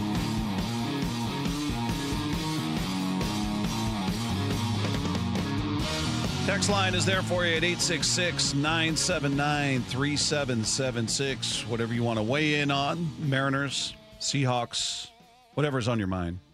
We got math questions going on here, Dave. We got people telling us to use our fingers and toes on Dante Fowler's career. Yeah, so he was drafted in 2015. But didn't play in 2015. Didn't play. His first year playing was 2016. For whatever reason. Yeah. So he's... I guess he tore his ACL the very first practice. It was this crazy story there. Wow. So yes. Yeah. So if you want to count 2015 as his first year, help yourself. His first year of playing was 2016. So there you go. So don't be so snarky about it with your little texts. Yeah. It's suggested try using fingers and toes. I told them they should put their fingers and toes away, and they could look it up there. Meanwhile, as it pertains to the Mariners, we've spent a lot of time talking about Luis Castillo and what we've seen from him, and what do you do? We're all waiting for the impending arrival of Bryce Miller, who's got another start coming up. Is it tomorrow? Tomorrow's his next start. Yes, and then maybe presumably another one. I would think. I think he's going to get another one. Yeah. I'd be surprised, but maybe they'll surprise us. They'll bring him up after tomorrow's start, depending on how he comes out of it. Hopefully, no injuries, pain-free, looks good, all that good stuff. But Jeff Passan was talking about what he thinks happens with Castillo when Bryce Miller returns, because that's where the conversation has gone to Castillo and no longer Emerson Hancock. I think it all depends on where Luis Castillo's frame of mind is. And if Luis Castillo is open to going to the bullpen, you consider that. And if he is not, then you take a look and see what his willingness to go on the injured list is. And if that's not the case, then maybe you do consider a six-man rotation. I think there are just lots of different possibilities here, but there's no point in trying to adjudicate them before necessary. Well, we'll have to ask Charlie when he gets in here again to maybe reconfirm. But both him and Ryan Rowland-Smith are like, okay, you're getting less starters from your good pitchers. But, if they're starting to maybe show some signs of wearing down, not being the pitchers that they were last year or the year before, would you then maybe consider a six-man rotation more? The hard part about this for me is that we don't know how each one of those guys feels about that extra day of rest. On the surface, everybody goes, how is that not a better thing, an extra day of rest? These guys are so married to their routines and so conditioned to go every 5 days that often can be a negative. You disrupt them with an extra day like that, it's not beneficial. It can go the other way. Now, maybe Woo loves it and Kirby hates it, or vice versa, right? It doesn't mean there's a consensus where all five guys are going, oh yeah, give me every 6 days. I'm good with that. So that's the hard part to judge from the outside, is you're going to disrupt the entire rotation, presumably to placate one guy. Yeah. And that one guy would be, in this hypothetical, it's Luis who would either say, no, I don't want to go to the bullpen, or no, I'm not going on the IL, then you're left to sit there and go, okay, well, what do we do? Well, the only thing, my question would be, okay, if you go to the 6-man rotation, how long is everybody going to be screwed up for? Like if you go, if you go through it a couple of times, aren't you? I don't know. What do you think, Brady? You're a pitcher. I heard you were a pitcher. Yeah. At one point. Yeah. Apparently that word's going around a lot about me. Yeah. Yeah. I wonder who's spreading that. Oh, it was Brady. You're one of those delicate pitchers. I am. I just is that a possibility that like they could get used to it by like the second time through? I mean, yeah, you get usually through the first time through, that's where you're figuring the most out. What is working, what's not working, and people you have to kind of worry about within the lineup. By the time you get second way through, you're pretty much locked in. Yeah. You got to go, how did you face this first guy through the first time of lineup? Did it work? Did it not? If not, can I pitch him backwards? What will be efficient? Who did I beat in the first time through? Can I beat him again? Do I got to No, switch you're it talking up? about through the lineup. Yeah. No, he's talking about first or second time through the the six-man rotation. Okay. Like these guys are all, they're all, finely tuned, and they have to, be. Are you talking about like the routines and getting prepared? Yes, guys are used to pitching every fifth day, and that's how they prepare. Here's the day I throw on the side. Here's my method leading up to my start every fifth day. And in this hypothetical, now we've got Luis Castillo saying, no, I'm not going to go to the bullpen, and I'm not going to the IL. So it feels like your only other option is to go to a 6-man rotation, which disrupts the entire rotation and their routine they've developed at that point. It does disrupt all that for all 5 or 6 starters, whether you have that in your rotation. But I will say, throwing somebody to the bullpen will throw that one pitcher off 10 times more than if you keep them in like a 6-man rotation. Because preparing to be a reliever and comparing to be a starter, night and day difference. Right. Yeah. So there's not much comparable there. But yeah, as you guys said, once you get second, maybe third time through a 6-man rotation, you have your routine set. You're back in line. Yeah. It's not that big of a change as much as you think it is. You just have to change what you do on a day, or maybe even split it up into halves one day to add an extra day into it. Well, we'll ask Charlie. He's been both. He's been a starter. He's been a reliever, as Ryan Rowland-Smith has been both as well. And I feel like it's very individual, and I don't know, is that something you go to in the middle of a season? All right, guys, new routine for everybody. Yeah, I wonder, we'll ask Charlie, but, how much of that is, like, desperation? Are we to that point yet? But, look, if Luis Castillo, and I know that Passan has said this before, that, like, this is a guy that's been a starter in the league for a decade or so, and, now all of a sudden they're like, hey, how about you go to the bullpen for us? How's that going to go over? I mean, you never know. I mean, Luis Castillo, again, we don't hear from him that much. Maybe he's one of these great team guys. I'll do whatever it takes, coach. Yeah. Whatever it takes to help us win. Or he's like, no, that's not going to work for me. Yeah, it's an interesting question, and it's kind of good when you look at it. It's good in the sense that Emerson Hancock has pitched so well that it took what seemed to be the obvious answer to this whole thing completely out of the equation. Yeah. Because the initial obvious answer is Hancock is going to occupy that spot until Bryce Miller's ready to go, at which point Hancock will either go to the bullpen or you'll send him back down to AAA, whatever. He's the one, though. Mm-hmm. That was just the end of the conversation. And now he's been such a pleasant surprise and so good that you're going, all right, well, that's out the window. There's no way you can move this guy. He's in. Now what do you do? Right. So it's good and bad. And the other part is, Luis has made it that way because of the way he's pitched. Yeah. If he's been rolling, then we're going, well, geez, what do you do? Put Miller in the bullpen? Right. What do you do if everybody's firing?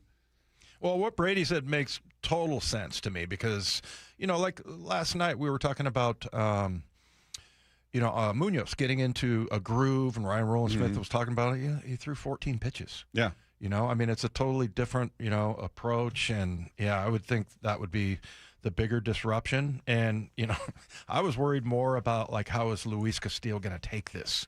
But, probably the real concern is what Brady's talking about. Now, all of a sudden, you got a totally different routine and approach to the game, especially if you've been doing that, your whole career. Yeah. So, One more from Passon talking about the injuries in the bullpen. Should that be a factor in the decision to potentially move Castillo to the bullpen? I mean, it can, but I think what also factors in is Luis Castillo has done this for a really long time at a really high level and been a really important part of the success that you've had organizationally. And I don't take that lightly. Like, I think the way that you treat people who have done right by you and helped you get into the position, they're not disposable. And so you can't just say to Luis Castillo, you're not performing right now, you're going to the pen. Well, you could. I just don't know how well that goes over, and I don't know what sort of precedent that sets for treatment of players going forward. Is that mistreating him, though? It's not like he had one bad start and you went, that's it, you're going to the pen, or two bad starts, or three, or four. I mean, it's you got to, unfortunately, you got kind of a trend going. I don't know that it's an unreasonable request the way it would be if you overreacted to one or two bad starts in a row, like Woo. All of a sudden, you're going to the pen. You'd be like, what are you talking about, man? Well, and by the way, this is under your control.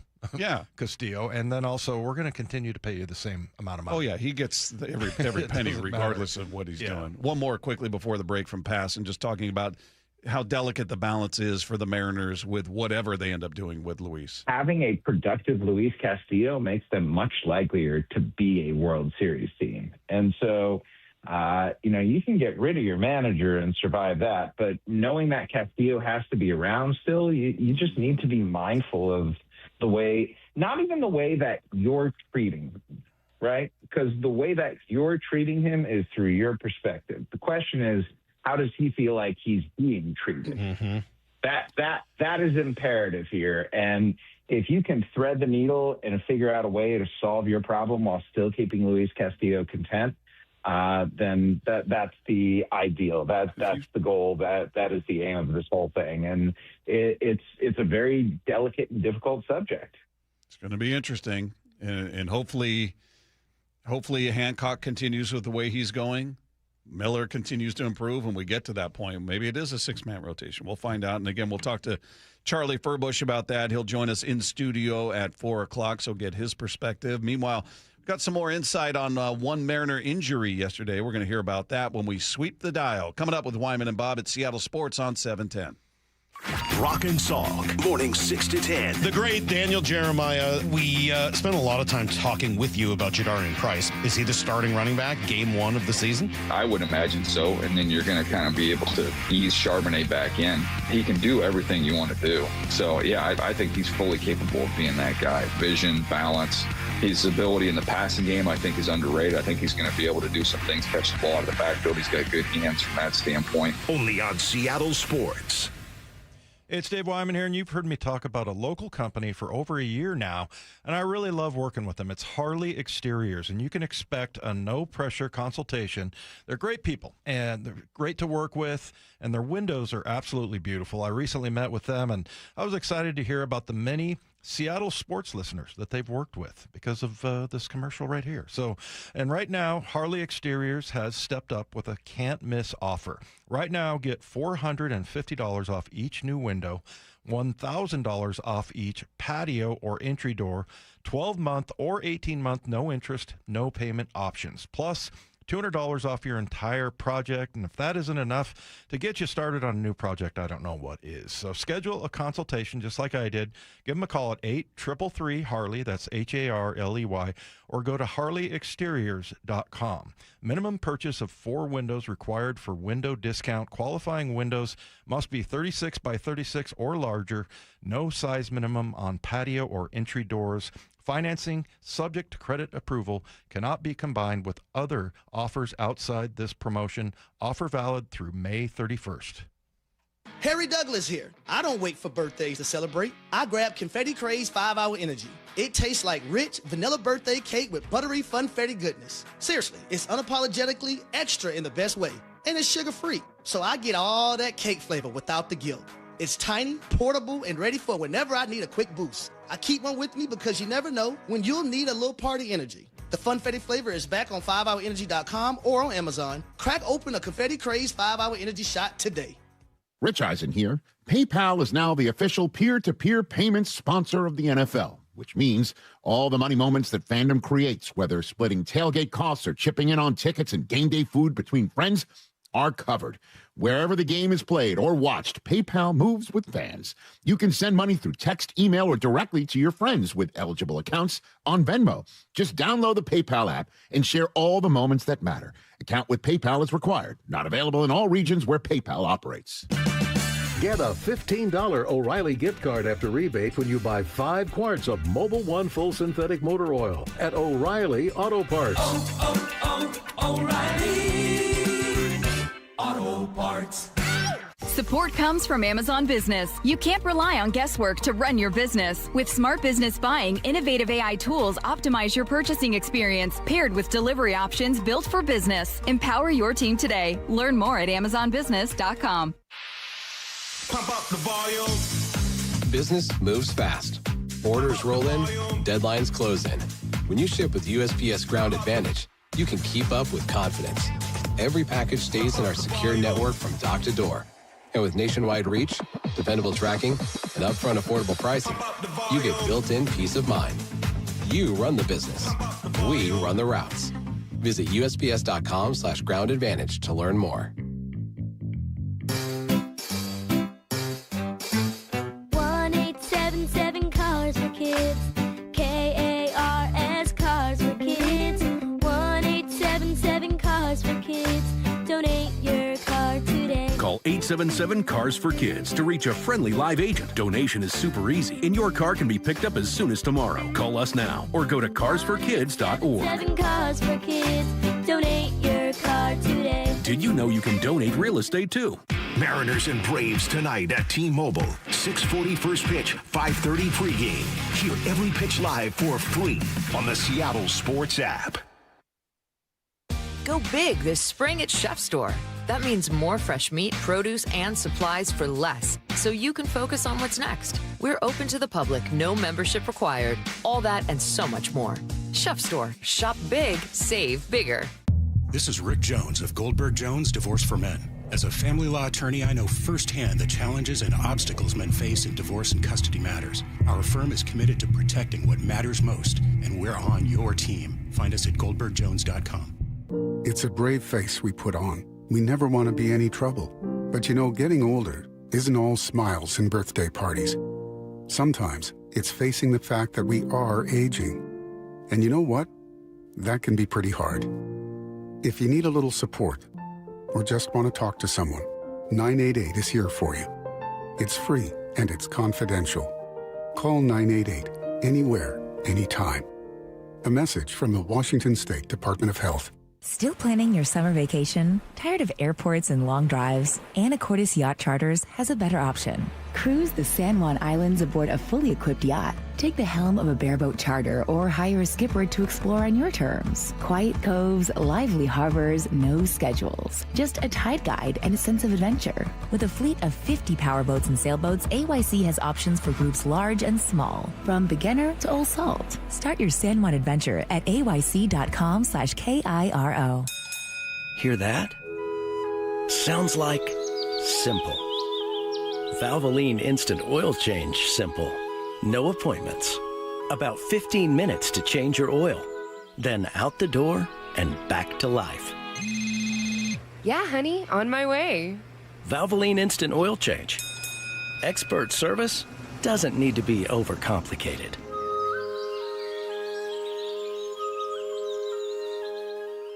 Scanning the airwaves for the most interesting and entertaining stories of the day.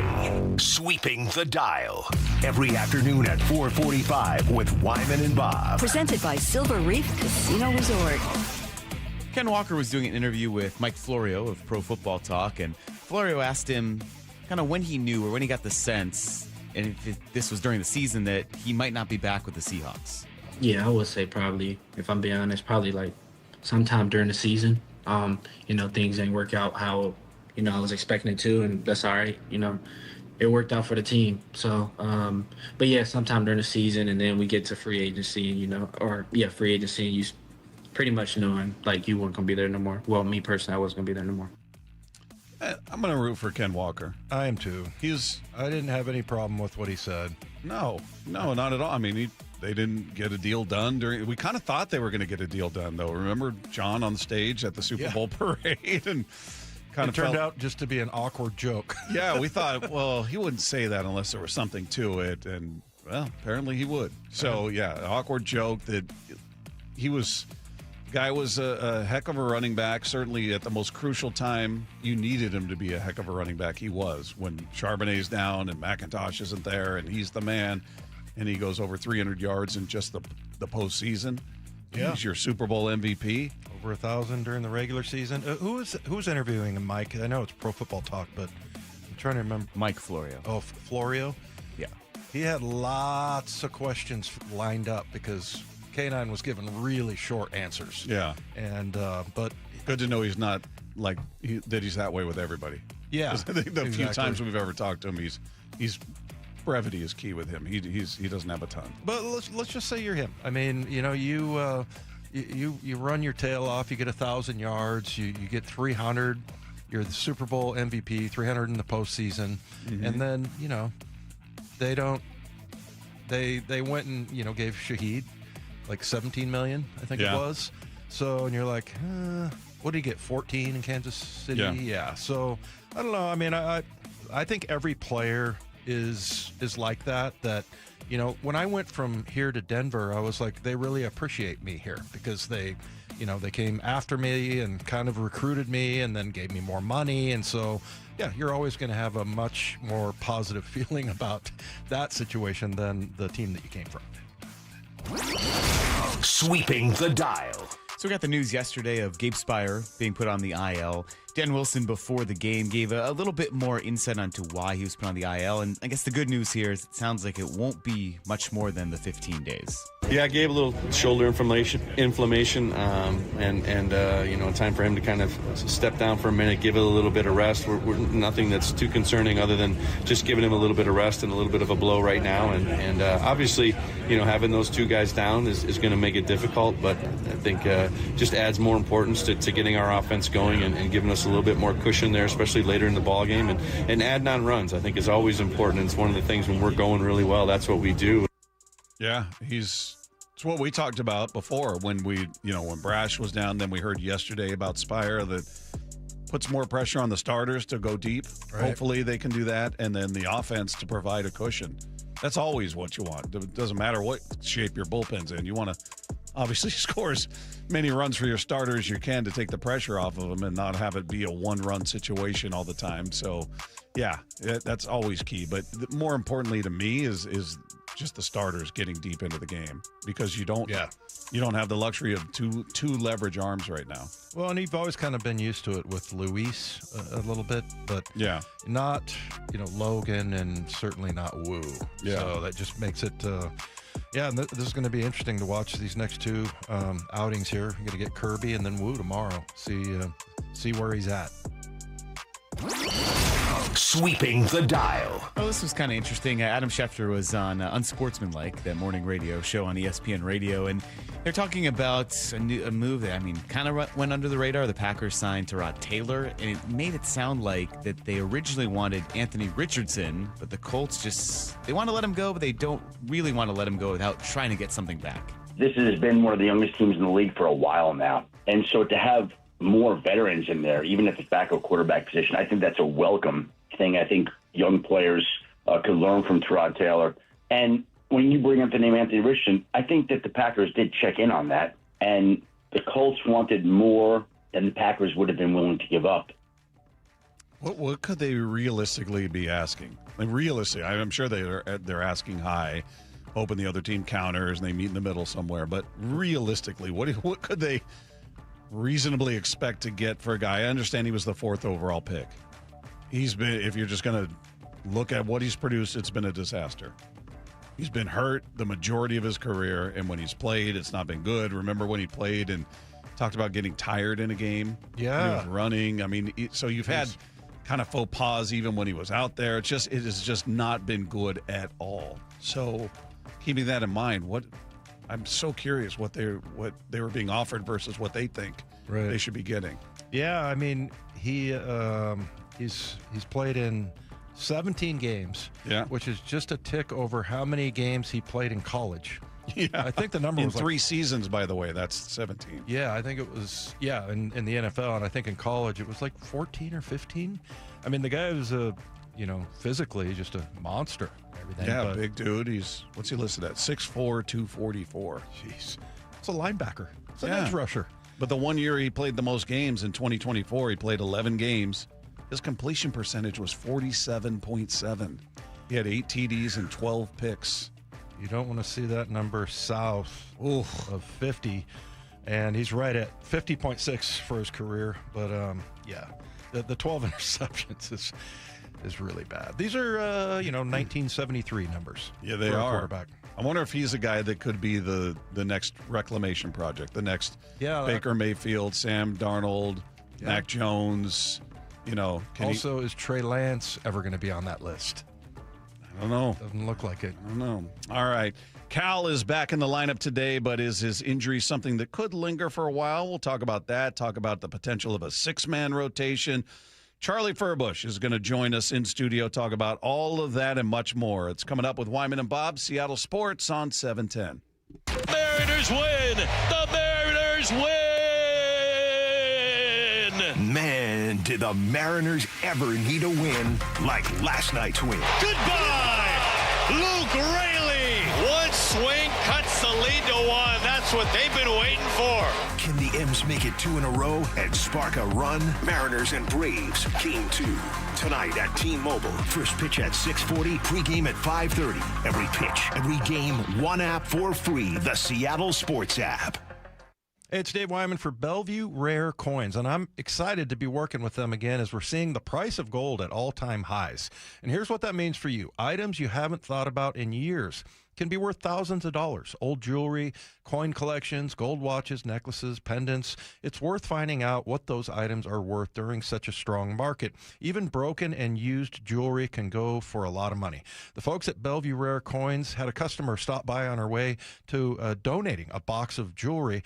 She walked out with a check for over $2,500. Not bad for something that she was just going to give away. Bellevue Rare Coins has expanded to Linwood, Issaquah, and Tacoma as the trusted authority for selling valuables for almost 5 decades, and they offer free evaluations, no pressure, and no obligation.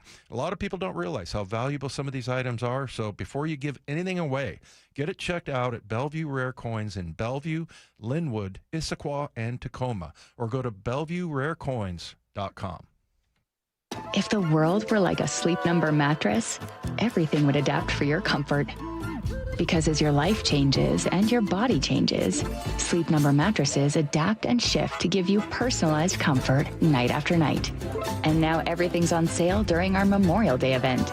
Save up to $1,200 on mattresses for a limited time. To experience a whole new world of comfort, visit a Sleep Number store or go to sleepnumber.com. Sleep Number, to a good life's sleep. Wesley Financial Group is not a law firm. I'm Chuck McDowell, founder of Wesley Financial Group. Did you buy a timeshare because they told you it was a great investment? That's a lie. Most timeshares can be bought online for $1. To find out what your timeshare is worth and to cancel it, call us today and we'll send you our timeshare exit kit free with all your options for cancellation. Call Wesley for your free exit info guide. 800-771-1300. That's 800-771-1300. I need a little range, step to the range. There's a new flavor in town, the Jalapeno Ranch Club at Chick-fil-A. With that juicy Chick-fil-A original spicy or grilled chicken, a buttermilk ranch bun, candied bacon, pepper jack cheese, and jalapeno ranch sauce. It's got big ranch vibes with a little heat.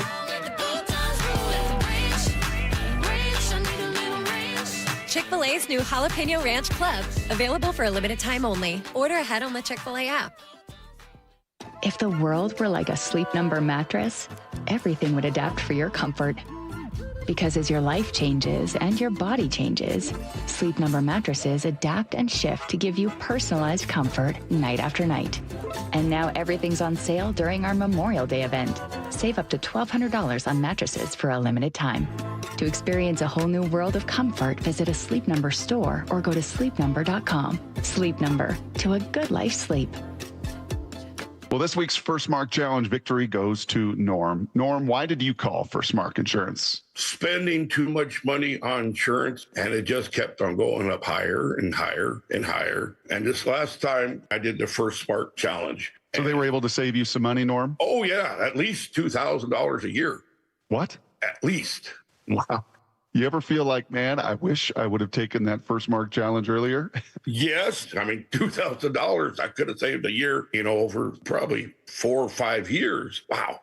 How would you describe their customer service? Fantastic. Beyond expectation. Call First Mark. They treat you like a real person, that they have your best interest in mind. Norm did it. My family did it. You got to do it. And it's totally free. Go take the First Mark Challenge. See how much money they can save you like they did Norm, and how much better your coverage will get to. Maybe you will be our next First Mark Challenge victory I get to talk to. Just go to firstmarkinsurance.com. First Mark Insurance. They work for you. From whiplash to herniated discs, there are a few car accident injuries we've all heard of. J.P. Pendergast with Pendergast Law explains that even the most common injuries differ from one another. Pre-existing conditions, health history, beginning of treatment. There are hundreds of factors that make every person and every injury unique. While these variables aid medical treatment, the strongest case recoveries must also take them into account. Could you explain a little bit more? Our team at Pendergast Law is obsessed with turning over every stone to differentiate each case. This requires thorough investigation, diligent listening, and relentless research. We never pursue cases with a one-size-fits-all approach.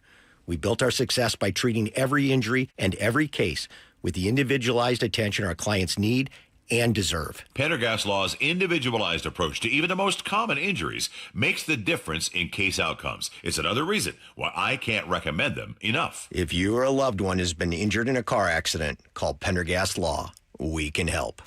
Let's go! This is Seattle Sports. Streaming through the Seattle Sports app. KIRO AM Seattle. KIRO FM HD2 Tacoma. Home of the Seahawks, Mariners, and everything Seattle sports.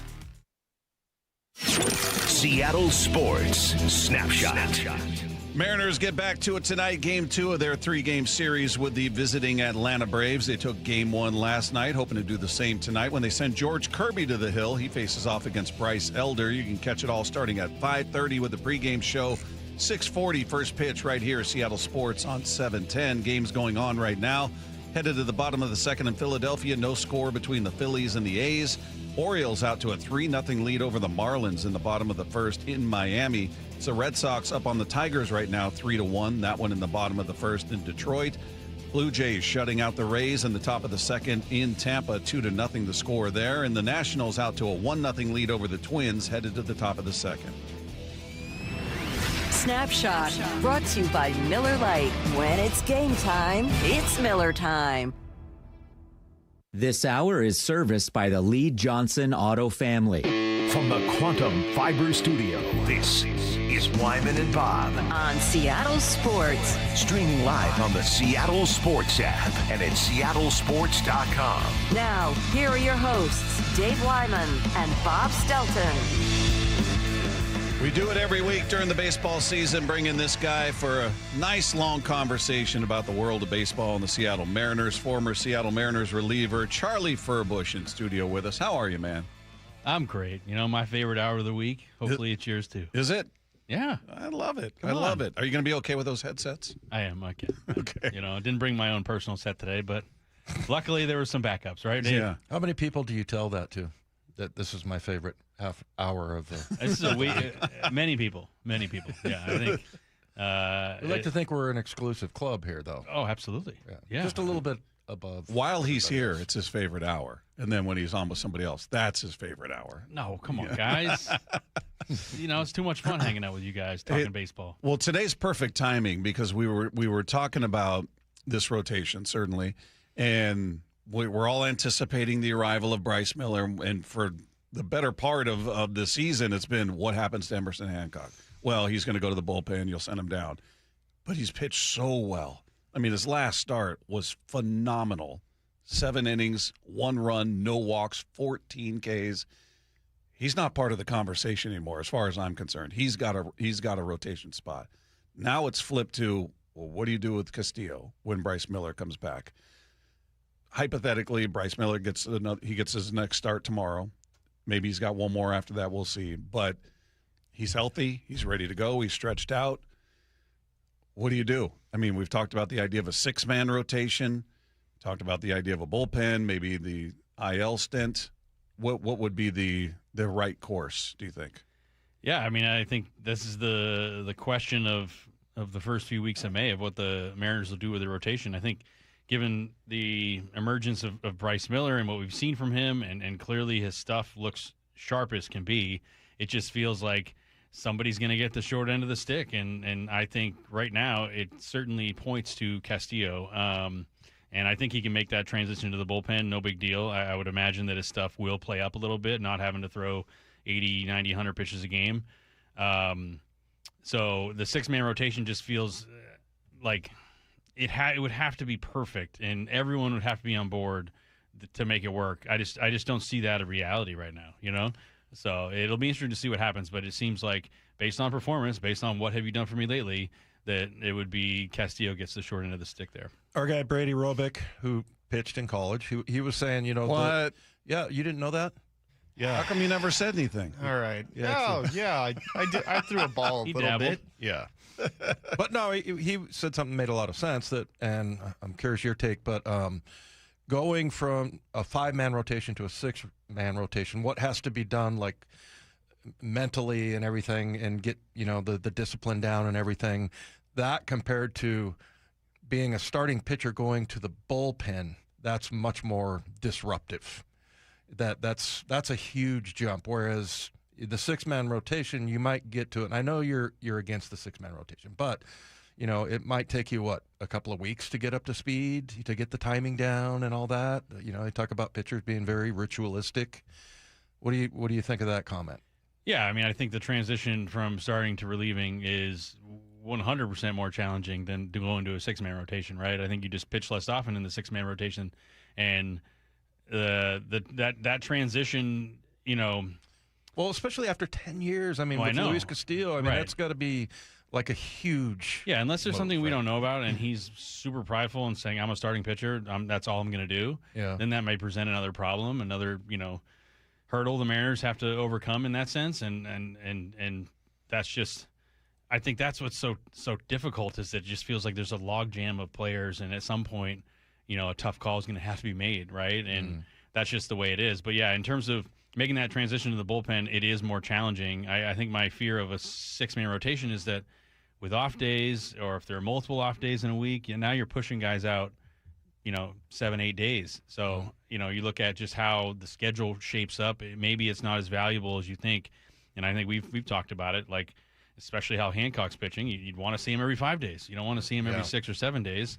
And obviously the other guys with Kirby and Woo and Gilbert as well. So it's not the worst place to be in. And I think that when you look at even, you know, on the flip side of it, the bullpen is you know, there's some question marks there now. They've dealt with some injuries. And I think that if they had to transition Castillo into that role, he may settle into that role pretty quickly, pretty nicely. So that's the one thing that, you know, when you do go to the bullpen, you realize you don't need that much. You know, you're used to warming up, throwing 100 pitches, playing long. You go before the game, the guys are chucking it long toss. Yeah. They're just getting all loose, taking their time.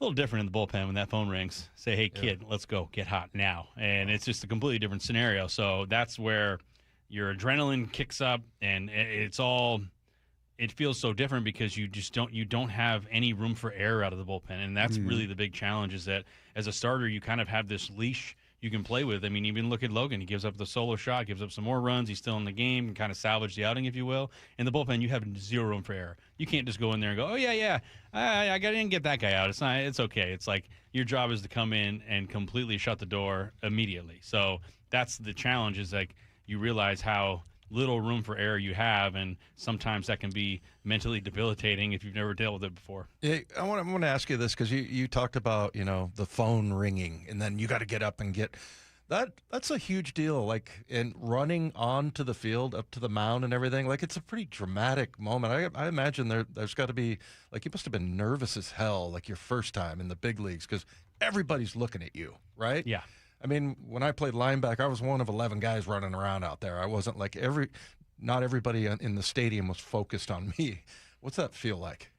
It's kind of the terrifying. first time. Yeah, I mean, it can be overwhelming, I think. I don't know, terrifying. I think it just could be overwhelming because you don't know what you don't know. And that's where, when I look back on my career, I feel so fortunate to have experienced all the things I got to experience because I had never pitched out of the bullpen my whole life. Been a starter. Maybe like one or two like closing appearances randomly, but like nothing in professional baseball. I was a starter my entire career, and then my first appearance in the big leagues was my big league debut. Or out of the bullpen was my big league debut. So the pitcher got hurt, so I had to run in on the field and warm up in front of everyone. So I was like, oh man, this is tough. And I had runners on base. Anyways, it worked out, but that's like a super nervous feeling. And when that phone rings, and if you don't know when you're going to pitch, everyone's head turns. They go, is it me?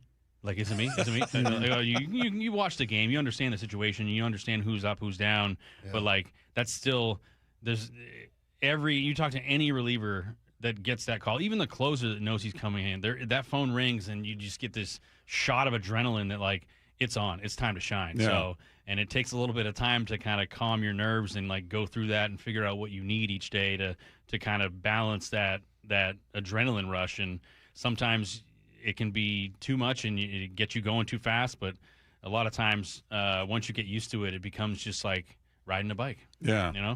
Specifically for you as a lefty, you're probably looking at the lineup going, all right, here's their pocket of lefties, so that's probably where I'm going to come in, when the phone rings and everything. But I want to back to the six-man rotation. To me, I'm looking at it going, you're disrupting a whole group versus one guy. When you're talking about how tough of a transition would that be for Luis? Right. Well, I'm not saying it wouldn't. Maybe it would be a tremendous transition. Who knows? But he's the one being affected by it. The other guys are right. You're doing what you do. We're not touching you. You go handle your business. Versus, hey, guess what, everybody? It's now a six-man rotation, so everybody, you get to adjust your routines and your schedules. And I figure there's some guys would like that day, and maybe other guys going, I train to be every 5 days. This is what my mind says. This is how I do it this is when I throw on the side. This is when I do this. And now it changes. I just, for me, I don't love that. The potential of that. Yeah. And then somebody pointed out one last thing that I wasn't even thinking of. You only carry 13 pitchers. Right. So if you got 6 starters, you're down one in the bullpen. Mm-hmm.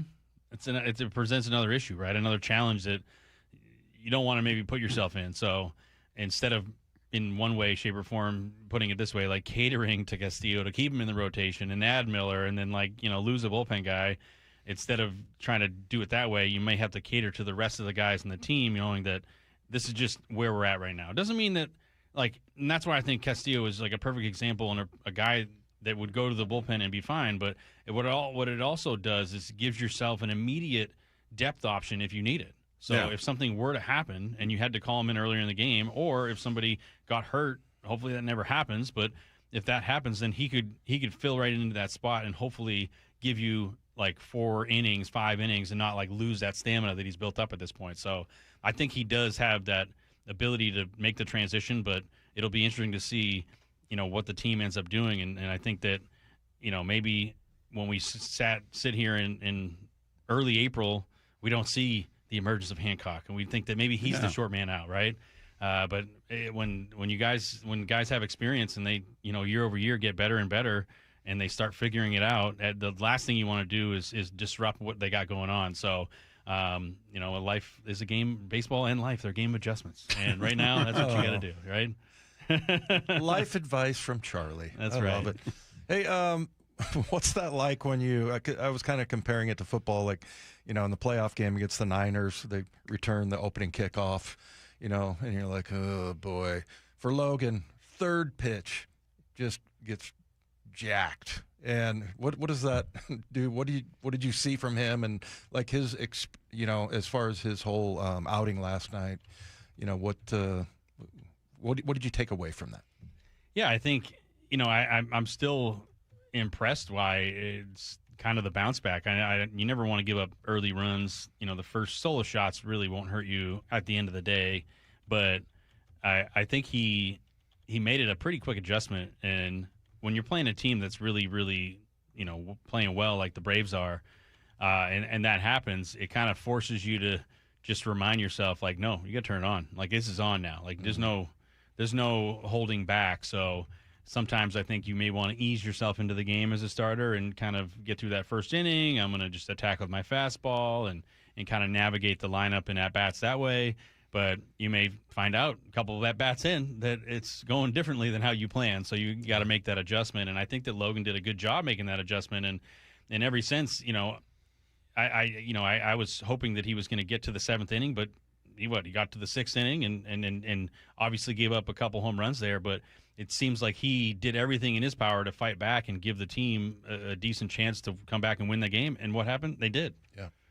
And you got an outstanding performance out of your bullpen, more importantly, to shut down that offense. I mean, they gave you 3 scoreless innings, no walks, 4 combined strikeouts between the 3. And more importantly, we saw Munoz look like Munoz. We were talking yesterday about, being down 2 leverage arms with Brash and Spire out.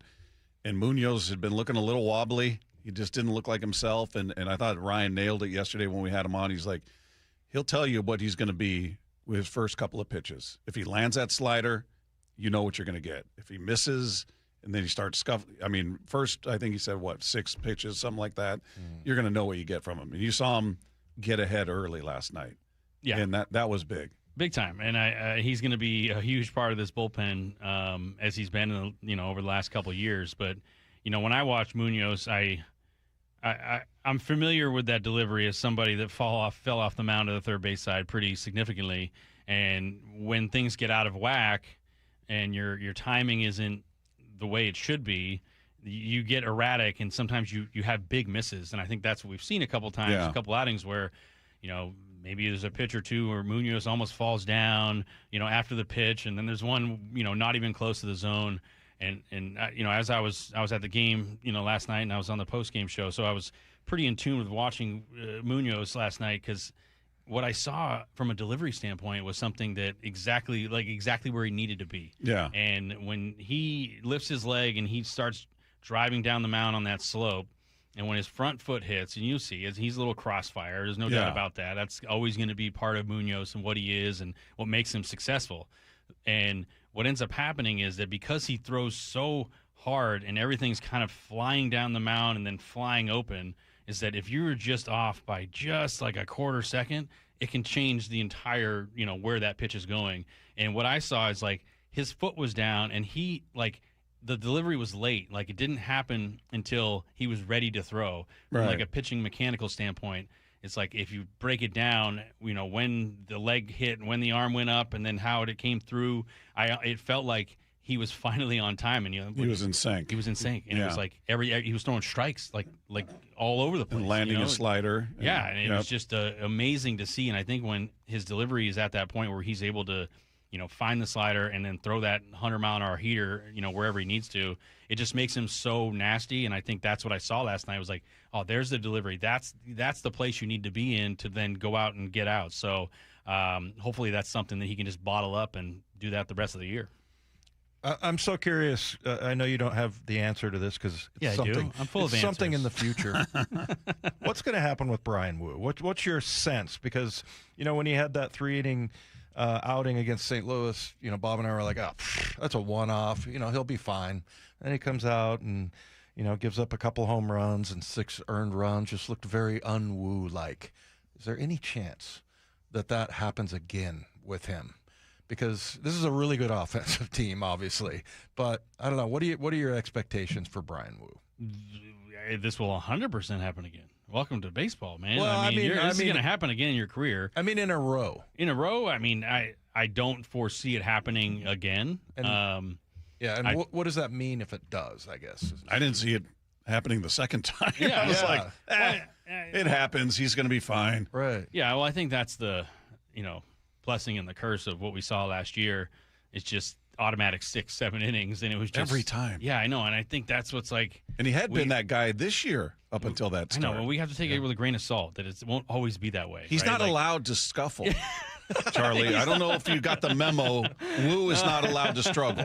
Okay? This is why you didn't listen to sports radio when you were a player. There you go, yeah. You are not allowed to give up that homer, Charlie, okay? You weren't allowed to do that. Being human doesn't compute here, all right?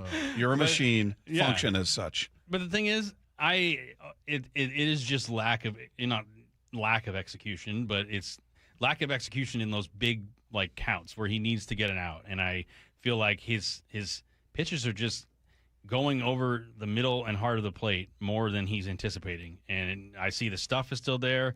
The velo is still there. The spin is still there. It's just the location. And when you're not commanding the ball, especially as we've seen last year, not to mention all the deep outings he had, he was just an immense strike thrower. He didn't walk guys. He just attacked.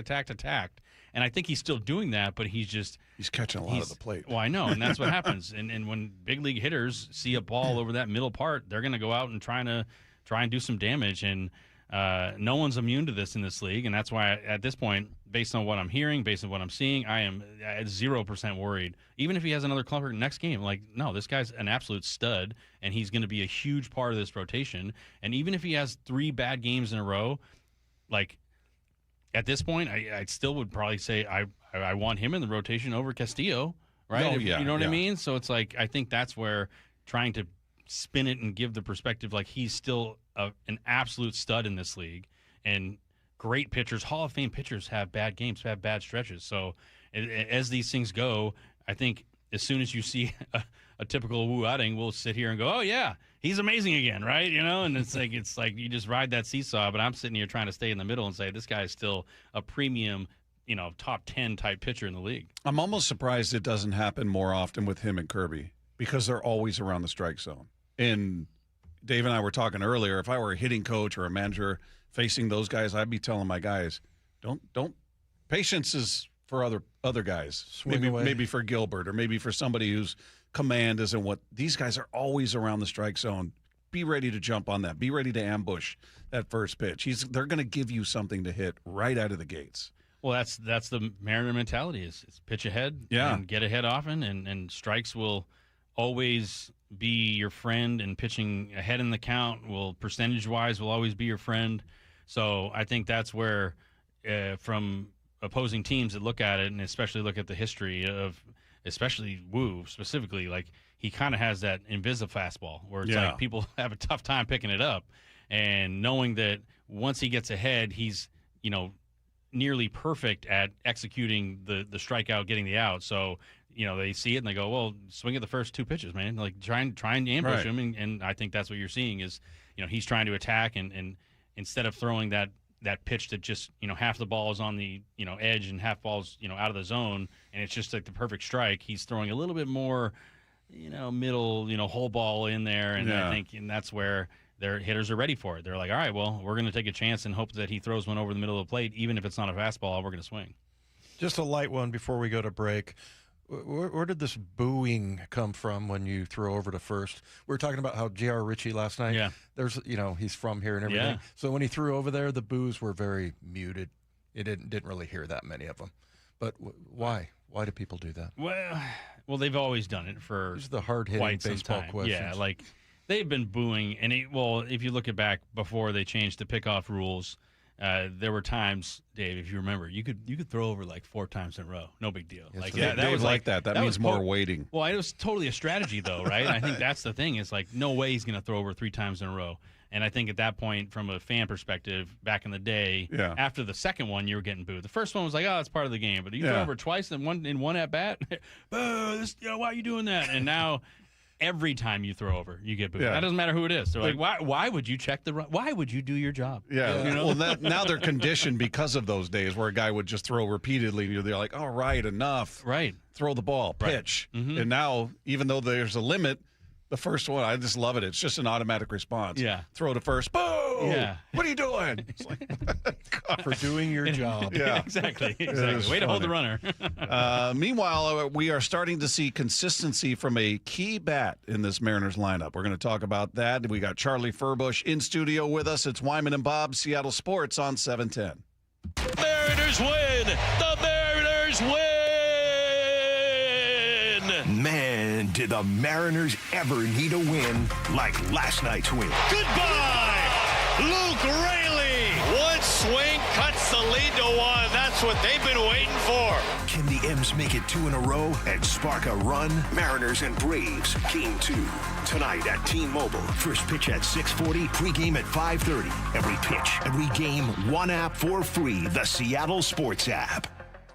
Hey, everybody, it's Bob Stelton here. And if you're somebody dealing with joint pain, this will be of interest to you because Wednesday, May 13th, Dr. Mark Wagner, MD, is having a free live webinar to talk about stem cell therapy. Hey, it's Charlie Furbush here. No, it's actually Dave Wyman here. This live webinar is a great education on how using your own stem cells can be an extremely successful method to help regenerate native tissue in rotator cuffs, meniscus tears, and reduce pain in osteoarthritic joints. And I was dealing with a lot of pain in my hip. I had been getting steroid injections, gone through physical therapy, dealing with it for years. I thought I was looking at surgery until I went to go see Dr. Mark Wagner because I'd heard all the testimonials about that 90-minute outpatient procedure. He looked at the imaging and said, I can help you. This will help. And he undersold it because it's absolutely taken the word surgery out of the conversation. And a lot of people having that same experience. So whether it's a shoulder, elbow, hip like Bob had, a knee, even wrists and ankles, this live webinar will explain the procedure, how simple and safe it is using your own stem cells. Dr. Mark Wagner has performed over 20,000 stem cell procedures. So if you're somebody dealing with joint pain, you're going to want to check into his free live stem cell webinar Wednesday, May 13th at 6 p.m. to learn about stem cell therapy. You can register at drmarkwagnermd.com. That's drmarkwagnermd.com. We've all been there, sleepless nights, wondering if your business's security service is really protecting what matters. At Bay Alarm, we can put your security insecurities to bed. Our advanced technology and personalized support ensure you can rest easy knowing we're here for you. BayAlarm.com. The Chase Ink Business Premier Card is made for people who make things happen, like me. I'm Sam, founder and CEO of Manifest, a product design company that makes everyday products designed smarter. I get 2.5% cash back on purchases of $5,000 or more, plus unlimited 2% cash back on all other purchases, which helps us make more smart ideas into a brilliant reality. The Ink Business Premier Card. Chase for business. Make more of what's yours. Real business owner compensated for their participation. Cards issued by J.P. Morgan Chase Bank. NA member FDIC. Subject to credit approval. Terms apply.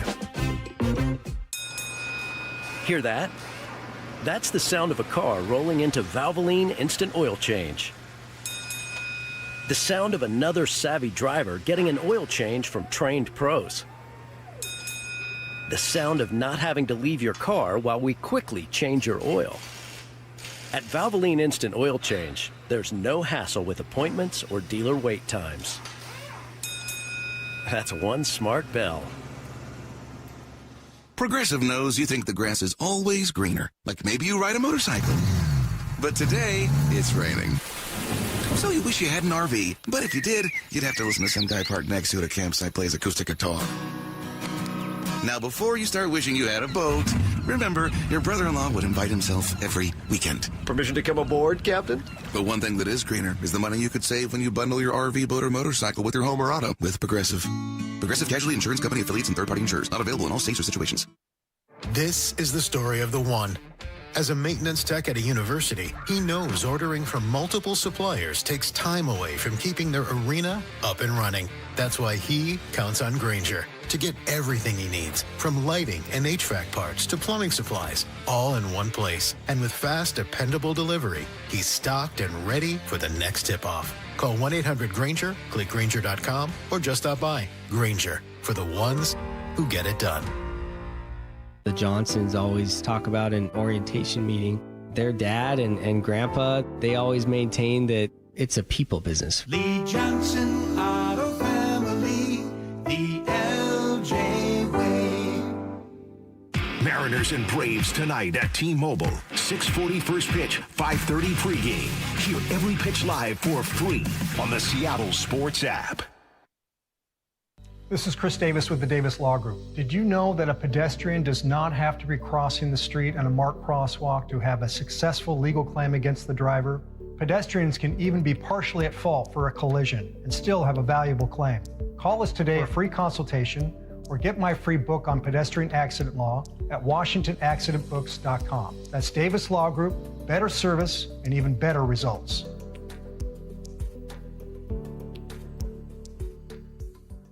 They say teachers don't impact for a year, but for a lifetime. Hi, this is Rick Riz. Join WSECU, your local credit union, as we celebrate those who give so much with the Teacher of the Week program. Nominate a teacher you feel has changed a life in our community. Each week throughout the season, we'll honor one teacher with a $500 grant, courtesy of WSECU. Teachers are the real MVPs. Find out more and nominate a teacher at mynorthwest.com/teacher. My son loves to fly kites, but my active psoriatic arthritis can sometimes hold me back. Now with Skyrizi to treat my skin and joints, I'm ready to go. Skyrizi, risankizumab Riza, a prescription-only 150 milligram injection for adults, helps with less joint pain, stiffness, swelling, and fatigue. For those who also have plaque psoriasis, 90% clearer skin is possible with just 4 doses a year after 2 starter doses. Don't use if allergic to Skyrizi. Serious allergic reactions and an increased risk of infections or a lower ability to fight them may occur. Before treatment, your doctor should check for infection and tuberculosis. Tell your doctor if you have an infection or symptoms such as fever, sweats, chills, muscle aches, or cough, or if you plan to or recently received a vaccine. With Skyrizi, there's nothing like clearer skin and better movement, and that means everything. Ask your doctor about Skyrizi today and visit skyrizi.com or call 1-866-SKY-RIZZI to learn more. This hour is serviced by the Lee Johnson Auto family. From the Quantum Fiber Studio, you're listening to Wyman and Bob. Weekdays 2 to 7 on Seattle Sports and 97.3 FM HD2.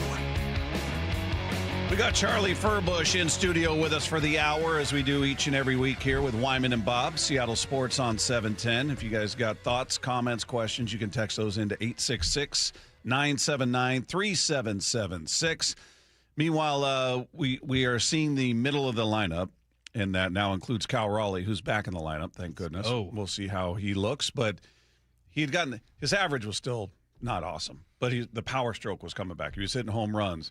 Julio quietly has had the best start of his career. If we're just looking at average on base percentage, it's the best April of his career by far, which he hit 288. It's amazing. We're all used to the slow start, but he's off. He's making hard contact. The extra base hits are coming. Naylor is the one that has been key as well. A guy got off to a horrible start. Dreadful start, surprising everybody. He seemed to be the one that would be immune to that. But he's now got a 4-game hit streak. He's going with extra base hits. He had a single and a double. He got ripped off last night, too, right? He hit one hard at laser at first base. Yeah. So he's hard contact. He's seeing the ball. And I guess the question for you and maybe even the listeners, just the concerns that surrounded that start. Is it gone now? Do you look at him and go, yeah, he's found it. He's good. Yeah, I mean, I think it's not like I'm not concerned at all. I think there's always like, all right, well, let's just keep stringing it together, right? Let's keep doing it. But the indication or the indicator that I look at is, exit velos are up. Guys are hitting the ball harder, and I think that is ultimately going to give everyone confidence that, when you're not hitting the ball and you're missing or just not barreling it up, it can be really frustrating as a hitter. And I think you're seeing, specifically from, Cal, Julio, Naylor, they're all just squaring it up more. And I think when you start, barreling the ball, good things happen. And it just it's like a snowball effect, not only for the lineup, but for yourself. You're going, oh, there it is. I know how to, time it up and hit that ball where I should. So it just feels like everyone's, kind of finally into the season. I think that's like, you never know when you start the season what the first couple weeks are going to look like. And I think what we saw, obviously, it was a little lack of offense, and now it feels like they're here, right? They're here, they're back, they're ready, and I'm pretty. And last night is such a great indication of where the team is too, because I looked at that game being like, it's kind of like a show me game. Like, you guys just got swept. You show up and let's see what you do. And obviously, with Logan giving up the first inning home run and then the other 3 and go down 4-0, it kind of felt like they're in the 6th, like, man, this is going to be a challenge. And then what do you know? The offense was being shut down until then. But the script got flipped, and I was, I'm tracking it, doing, all my prep for the post game last night, and in the top of the 6th, the Braves had like a 91 or 2% chance of winning that game. So you had all of your analysis. I'm just looking at it. I'm like, oh man, this is going to be a tough comeback here, just based on what I'm seeing. And then, you string one together, string another one together, a big homer by Rayleigh, and then it's amazing how big that win is, because I think it continues to reinforce that you're still a good team and you're still in it. Like, don't give up, even if you get swept by a team that you probably shouldn't have. But it's just the way it is sometimes when you have tough series. I think those comeback series, and especially playing against a team like the Braves who's playing so good, it just internally inside that clubhouse, that music was playing loud last night, and it was just like, let's go out and let's go win some more games right now. And it's, I don't want to say it's like classic Mariners, but we've seen this before where, they've struggled against some teams that they should struggle against or shouldn't struggle against, and then, they whoop up on the Braves, who's doing great. So I think it's just kind of that early part of the season where the team is still trying to get to that point where all facets of their, defense, offense, and pitching are clicking, and I think that's what you're starting to see is like, all right, this team is starting to come together. Everything's working the way it should. So you get Bryce Miller back and the offense clicking, and I think we've heard it. This can be a really, really dangerous team when things get clicking.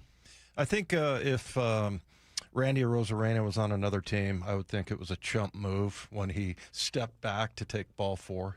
But as a pitcher, does that kind of get to you a little bit? Is he trying to send a message there, or is he trying to kind of mess with the pitcher a little bit? Or I like to think so. Anyway, but I love it. I mean, how much would that piss you off though? If you're pitching to that guy? I mean, He'd buzz the tower after that one. There is. It depends on the situation, but I think there maybe is. Okay, what is this guy doing up here? Right? Is he trying to show me up or whatnot? But I think that's why, like Randy, does a bunch of different things that most people don't do, and I think that is what is so unique about him is he kind of plays the game the way he wants to play it, and it's fun to watch in a lot of ways. So he does some unique things that can try and mess with a hitter to try and give any sort of advantage. And I look at it like you look at maybe Johnny Cueto or Nestor Cortez when, they decide to throw a pitch and then do something weird with their windup, right? They're like, I'm going to throw sidearm, or I'm going to turn and wait to throw and then do it. So it's kind of like the same thing. Like, you're just trying to give the hitter a different look or vice versa. You're trying to give the pitcher something. Wait a minute, what's happening here? So throw him off last minute, mid windup. I don't hate it. I mean, personally, I probably wouldn't be all that pleased by it, but I'm glad he's on our team. Do you like when he jogs to second with the bases loaded, and the guy at home plate hasn't walked yet? How much do you love when he does that? He makes me laugh. It was one time they lost the game. It could have blown the game open, but whatever. Yeah. That's an interesting. How is something like that received in the clubhouse? Because nobody's perfect. People make mistakes, and Dan did his part as a manager and said, "Look, I've been there as a catcher. I rolled the ball back to a pitcher when we had runners. I thought it was 3 outs. It was 2, whatever." But you look at it and go, "Dude, what are you doing? You can't make that mistake. Well, that's in your control." Was the first base coach like screaming at him? I don't know if Eric Young was yelling at. I don't remember seeing that part. I was just watching him jogging and being blissfully unaware, and then looking around like, "What's everybody looking at? What's going on? I'm out." He had a second to get back because the catcher gets up and he's like, "Whoa, what's going on?" But, I don't know. That's a good question because I didn't look at Eric Young to see if he was yelling at him or what. But that was just one of those moments where you're going, What in the hell just happened here? Yeah, I think from inside that clubhouse teammate perspective, you're totally cool. And this is, you'll hear this from Dan and all the coaching staff and everyone in the organization in a lot of ways. It's totally cool. And I'm sure this is the same way in football, right? Like, it's cool to make a physical mistake. Like, you just messed up physically. It's not okay to make a mental mistake. Yeah. Like, and that's what you said, Bob. It's like something you can control. Like, were you not paying attention? Did you not know how many outs there were? Like, what was it that distracted you to not know the count, alert mentally that know what you need to do, right? So I think there are situations from another, like a teammate being like, all right, well, that can never happen again. You know what I mean? And I think from a player, if you actually mess up mentally, you learn pretty quickly, and you're pretty aware that if you're ever in that scenario again, to never do that. So it's just sometimes mental errors do happen. You try to minimize them and own them and say, all right, well, I messed up there. I wasn't paying attention, whatever, and move on. But it's just physical mistakes are going to happen. You're going to make an error. You're going to throw a bad pitch. But if you're giving away outs when you shouldn't, this is unacceptable, especially at this level. So, I mean, it's the same thing in football, right? You can make a mental mistake or a physical mistake. That's fine. Right. But if you miss a play that you weren't paying attention, is that less acceptable? Well, I mean, yeah. I mean, if you screw over the defense by not, because that's the thing. You make a mistake in the NFL, they're going to find it. Right. They're going to, if you don't drop to the right spot or whatever. So, you know what? I've seen guards pull into each other and smash in the backfield. Yeah. Both running different plays. Yeah. But yeah, I mean, you see stuff like that all the time. But yeah, I mean, it's not well received. Yeah. I mean, when you make a physical one, everybody's you trip, you fall, whatever. It's like, yeah, it stinks, but it happens, man. Yeah. You're going to make a physical mistake, a bad throw, whatever. You boot a ball. When you just lose track of where you are and you think, oh, he just walked, you don't know the count, right? And you just start jogging over to the site with the bases loaded, and you got Julio standing over there going, yeah, what are you doing? Where is he going? I wonder now, like you bring up the football thing, because I wonder if maybe it happens more in football, but it's handled internally week to week. Because in theory, somebody could mess up in the backfield or in the secondary, but it's a running play, so they weren't ever in the play, but they went the wrong direction. Right. Would the coaching staff still point that out, being like, well, we stopped the run, but what are you doing up there? You know what I mean? You got lucky on that one. Yeah. Well, we used to, like, on Mondays, we would go out and walk through every play that we screwed up. Like, they went for 25 yards on this, and it's because this guy was here, and we'd walk through it and make the correction.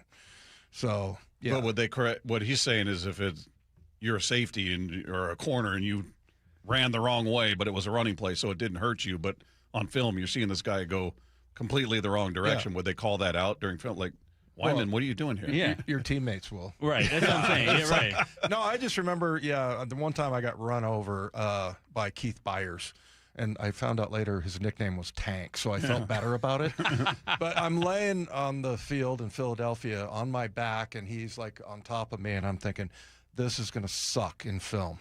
Yeah, everybody's going to be laughing, and that's the first thing going through your mind. First thing, Yeah. So I mean, that's where there's like peer pressure to not make those kinds of mistakes because everything's on film. They always say, "Big eye in the sky doesn't lie." Yeah, they'll see you running the wrong way, even though it didn't impact the play. Right. So mental mistakes can't have them. Meanwhile, there's one big reason why a sub 500 record isn't a horrible thing for the Mariners right now. We'll tell you what that's about. Coming up next, it's Wyman and Bob. We got Charlie Furbush in studio with us at Seattle Sports on 710. Bump and Stacy, weekdays 10 to 2. Brand new draft class. Glad they picked in the first round. It panned out the way most of us thought it was going to go down with Jadarian. I got to say Jadarian. I did so many hits calling him Jadarian. You'd say JD. Yeah, I kept calling him Jadarian. But Jadarian Price, Bud Clark was a surprise. Was not on my radar, not even on my list. I scouted like 150 players, and he was not one of them. I thought for sure they were going to go offensive line there. Yeah, me too. Julian Neal was a great pick as well. Bump and Stacy, only on Seattle Sports and the Seattle Sports app. It's Dave Wyman for Swedish Cyberknife. You know, one of the best parts of radio is getting to interview a lot of interesting people who are at the very top of their profession. For example, Dr. Robert Meyer. He's a multiple-time recipient of the Seattle Top Doctor Award, and we spoke about prostate cancer and effective ways to treat a diagnosis. Dr. Meyer said many patients prefer Swedish Cyberknife because all it takes is 5 short treatments each, lasting about 45 minutes. Swedish Cyberknife can treat prostate cancer in only 1 week with minimal interruption to a patient's life and work, and the side effects are minimal as well compared to other treatments. No surgery, non-invasive, and far less impact on your everyday functions. And Swedish has been offering the CyberKnife treatment in Seattle for over 10 years and treated over 1,000 prostate cancer patients. So if diagnosed with prostate cancer, learn more about CyberKnife for prostate cancer treatment at swedish.org/CyberKnifeProstate. Treat prostate cancer with Swedish CyberKnife. CyberKnife is a registered trademark of Accuray Incorporated and is used with permission. Hey, Brock Hewitt here for my friends at People Come First, or PCF Construction Group. And if you've been dreaming of that new deck, you got to get a hold of PCF. Call them before the great weather arrives and their schedule gets totally filled up. With a new deck, patio cover, heater, and fireplace from PCF, you can enjoy the outdoors year-round no matter what the weather brings. And for a limited time, how about this? Get 50% off demolition costs up to $5,000 when you book your project with PCF. Contact People Come First Construction Group for all the details. They designed and built our outdoor living space, and we love it. Start planning and designing your dream deck now so you're ready to build this summer. Planning, permitting, and construction can take a little time, so get started today. Get project ideas, browse their amazing photos, and look at all the offer details at pcfgroup.com. Making your outdoor space your favorite place. With People Come First. Free consultations, no fee guarantees, 5-star reviews. J.P. Pendergast with Pendergast Law explains the importance of going beyond these familiar offerings. Accident victims want an attorney, Tom, that satisfies their needs. Someone who handles those needs with the highest degree of care. Pendergast Law offers the no-fee guarantees and free consultations, but these only scratch the surface. Okay, explain more. We make sure that every member of our team is genuinely passionate about helping others. Customer service and communication are our top priority. It's how we take care of our clients so they always feel one step ahead of the insurance companies. Our strong reputation for high standards provides comfort and confidence when it's needed most. Pendergast Law offers the free consultations, the no-fee guarantees, and, of course, they are 5-star rated. But what really makes them different is their genuine passion for helping others. I can't recommend them enough. If you or a loved one has been injured in a car accident, call Pendergast Law. We can help. That's PendergastLaw.com. We meet by accident, fixing every last bit. Accurate Auto Body. If you've been in an auto accident, you have the right to take your vehicle to any repair facility. Accurate Auto Body has been family owned and operated since 1994, and they work for you, not your insurance company. Your insurance company may not love them, but you will, because We meet by accident, fixing every last bit. Accurate Auto Body. Mariners and Braves tonight at T-Mobile. 6:40 first pitch, 5:30 pregame. Hear every pitch live for free on the Seattle Sports app. Immaculate greens, unrivaled natural beauty, championship caliber conditions. Loomis Trail is the epitome of Northwest golf. With water in play on nearly every hole and tree-lined fairways, Loomis Trail provides a fantastic golf experience for those that want a challenge and those looking for a fun getaway. What round are you up for? Tee times available online at golfloomis.com. Start planning your perfect golf getaway today. The Camping World Ultimate RV Show is coming to Angel of the Winds RV Resort in Seattle. Parking and admission are free. Join us May 14th to the 17th to shop special show pricing on over 200 fully staged new and used RVs. Get an exclusive first look at new models. Check out the latest gear and accessories. Bring the family to enjoy our Kids Zone and enter to win a new RV. Don't miss the Ultimate RV Show in Seattle, May 14th to the 17th. We'll see you there. I'm Ed Evans, CEO of Consumer Cellular. No, we're not one of the big guys. Truth is, we don't want to be. If you're over 50, Big Wireless probably has you paying for more data than you might need. You could be throwing away thousands over a lifetime. Our entry-level data plans start at just $20 a month. And for a limited time, switch and get your second month free. Call 1-888-FREEDOM, visit consumercellular.com or a store near you and get your second month free today. Plans include $5 credit for auto pay and e-billing. See site for additional details. Heritage Mechanical reminds listeners suicide is one of the leading causes of death in our country, and we lose nearly 50,000 people every year. Signs include withdrawing from friends, extreme mood swings, or drug and alcohol use. If you or a loved one are feeling trapped, lonely, or hopeless, there is help available. Please call or text the 988 Suicide and Crisis Lifeline anytime to reach someone who cares. A heartfelt message from Heritage Mechanical and Auto Repair. Family owned since 1998 in loving memory of Osha Hagen. Wyman and Bob. From the Quantum Fiber Studio. Weekdays 2 to 7. On Seattle Sports and 97.3 FM HD2. We got Charlie Furbush in studio with us until 5 o'clock, at which point we'll talk to Daniel Kramer of MLB.com, so stay tuned for that. Text line is there for you at 866-979-3776. Looking at where the Mariners are, we were feeling lousy, obviously, coming out of the Royals series. Feels much better to get back in the win column against the best team in baseball, record-wise anyway, with the Braves, and we'll see what they do with the next two games. But feels like the Mariners are in a fortunate spot right now because the division is not good. In fact, despite them being swept by the Royals, the Mariners are the hottest team in this division.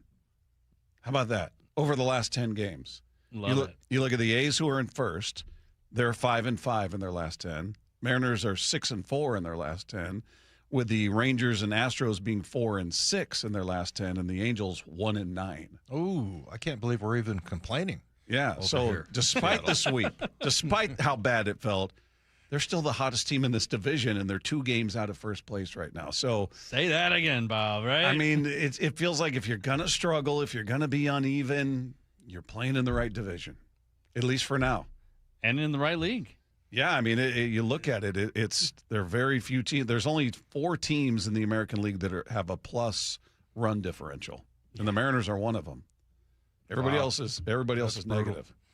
Yeah, brutal. It's not American League is just underperforming compared to the National League. So, but that's just to your point. It puts the Mariners in a great spot moving forward. That they're still is in it as anyone else, and that's just how it goes sometimes. Where you have a division that's maybe a little weak, but doesn't mean you can't get in the playoffs by still winning it.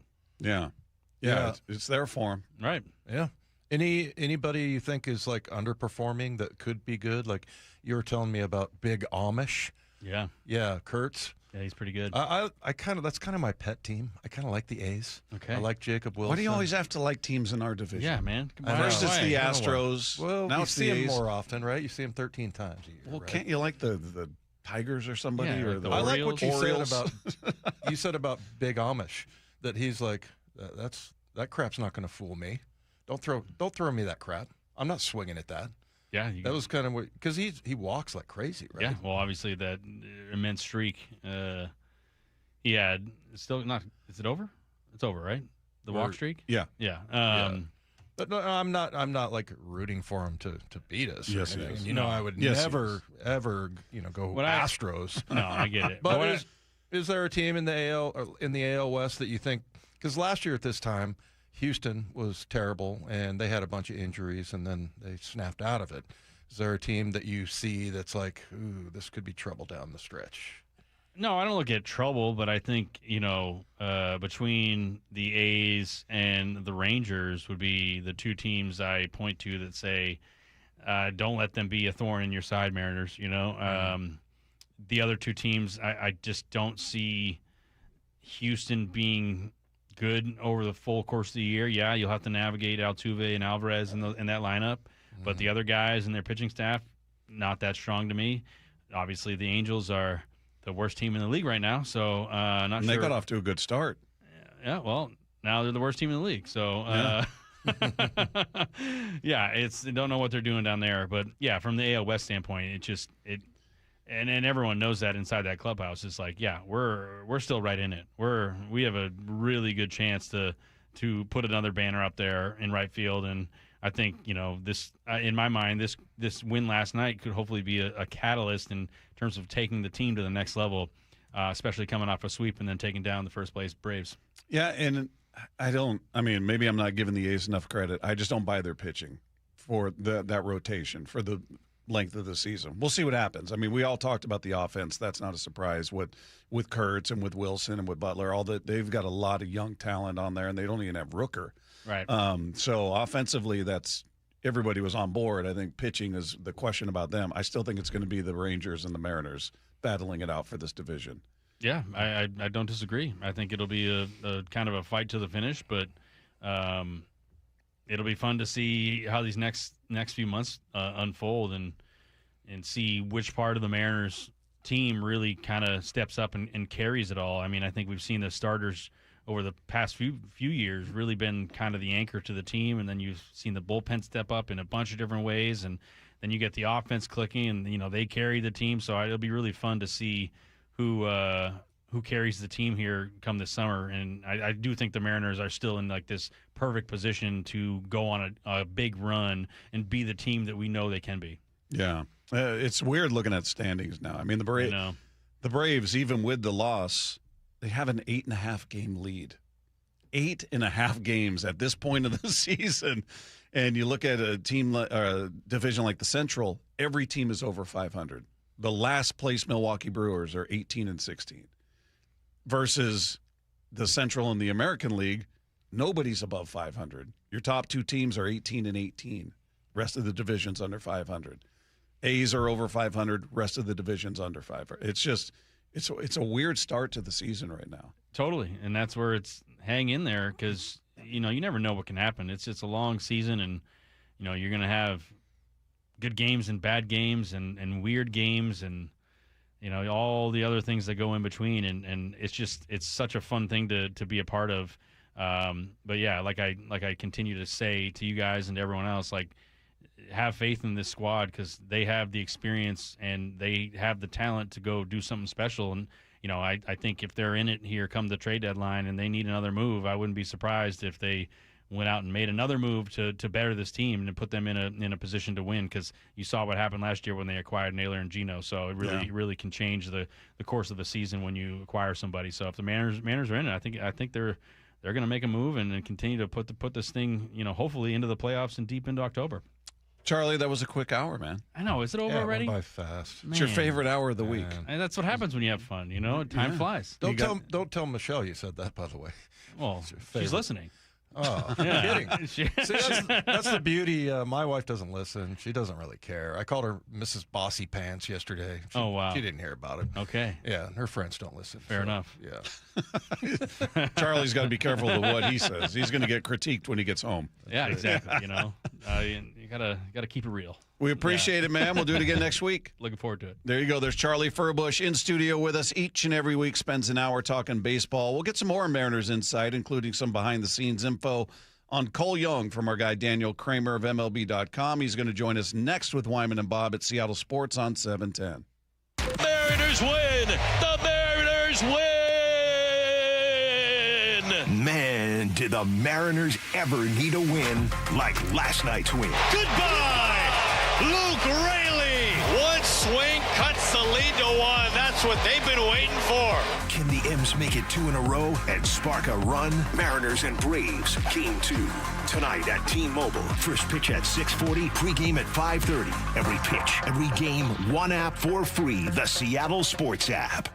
Well, there's nothing I hate worse than being cold. And if your house is feeling a bit drafty or the floors of the main level are way too cold on your feet, that's probably because your crawl space and attic don't have enough insulation. It's probably making your furnace work overtime. So now you're spending more money as well. Well, how about a free and easy way to learn if you need better insulation? Just schedule a free corner-to-corner inspection of your crawl space and attic with Crawl Pros. It's exactly what I did. They'll show up to your house. They'll go where you don't want to, certainly where I didn't want to, and they'll tell you if you got any problems with your crawl space, your attic, and especially your insulation. If they do discover your home is under or improperly insulated, they'll show you all the utility rebates as well to help you get that work done correctly and affordably. If you're a PSE customer and your home was built before 1990, you could receive a rebate to cover up to 95% of the cost. Make your home more comfortable. Save on your energy bill with Crawl Pros. If you're worried that anything's going on in your crawl space or attic, critters, mold, water, plumbing issues, call Crawl Pros or go to crawlpros.com. As spring picks up, Chef Store helps you keep pace. Stock up on the essentials from fresh meat and seasonal produce to frozen foods, syrups, sauces, and supplies. Open to the public, no membership required. Chef Store. Buying big, made easy. At Valvoline Instant Oil Change, we perform an 18-point maintenance check with every oil change to help make sure you're good to go. And? Yeah, you're good to go. Huh. Wonder why the dealership isn't that easy. Well, we'd let you know if we found something in our check. Oh, great. That was easy. Valvoline Instant Oil Change. Quick, thorough, and honest. Come with no charge. Olympic has the perfect way to celebrate spring. A hot tub, swim spa, or sauna at home to take better care of you and your family. Through May 10th, you'll save thousands on the perfect wellness solution for your home. OlympicHotTub.com. Better you, better life. They call this one Bill. Whoa, aliens? Am I in a spaceship? Affirmative, Bill. What's with the laser saw? Relax. We are cutting our bill in half. What? An Xfinity mobile transmission says you can cut your bill in half. Oh, your mobile bill, not me, Bill. Xfinity Mobile also says we can try it free for a year. Free. Yes, with no commitment. Can we put the saw away? I am reluctant. But we will find another being to bisect. That's not sci-fi. It's Xfinity Mobile. Xfinity Internet members cut your mobile bill in half. Plus, try Xfinity Mobile free for a year. No commitment. Learn more at xfinitymobile.com. Xfinity. Imagine that. Restrictions apply. Xfinity Internet required. Savings compares one line of Xfinity Mobile Select to comparable plans from T-Mobile, Verizon, and AT&T as of 3/24/26. Taxes, fees, extra. $30 monthly discount limited to new mobile customers only. After 12 months, regular rates apply. Hey, it's Bob Stelton here, and let me tell you about one of the best decisions I've ever made in my life. That's when I went to K2 Vision for RLE. That's refractive lens exchange. Now, Dr. Kopstein started K2 Vision with Dr. King from King LASIK, the most experienced LASIK surgeon in the Northwest. King LASIK plus K2 Vision equals freedom vision for every stage of life. No glasses, no contacts, readers, or cataracts. Now, if you're somebody that struggles with distance vision and now you always need a pair of reading glasses, K2 Vision RLE could be your perfect permanent solution to spending your good active years not needing reading glasses. And here's the cherry on top. You never develop a cataract. Now, if you're somebody like me that had a pair of readers in every room of the home, in your car, you had to bring them into the restaurant with you. Otherwise, like me, you couldn't read the menu. That has all been rectified thanks to RLE. So whether it's LASIK, EVO ICL, or RLE, trust the most experienced team of doctors to recommend what's best for you. Schedule your free Zoom consultation today at K2VisionRLE.com. That's K2VisionRLE.com. Get in the zone, AutoZone. Welcome to Markdowns for Miles at AutoZone. Thanks. Is oil marked down? Save up to $15 when you buy 5 quarts and a filter. And fuel treatment? 2 for $9 on Lucas. Brake pads? Marked down to free. Free? Get free Duralast brake pads when you buy 2 Duralast rotors. That's several markdowns. For many more miles. Get in the zone, AutoZone. Restrictions apply.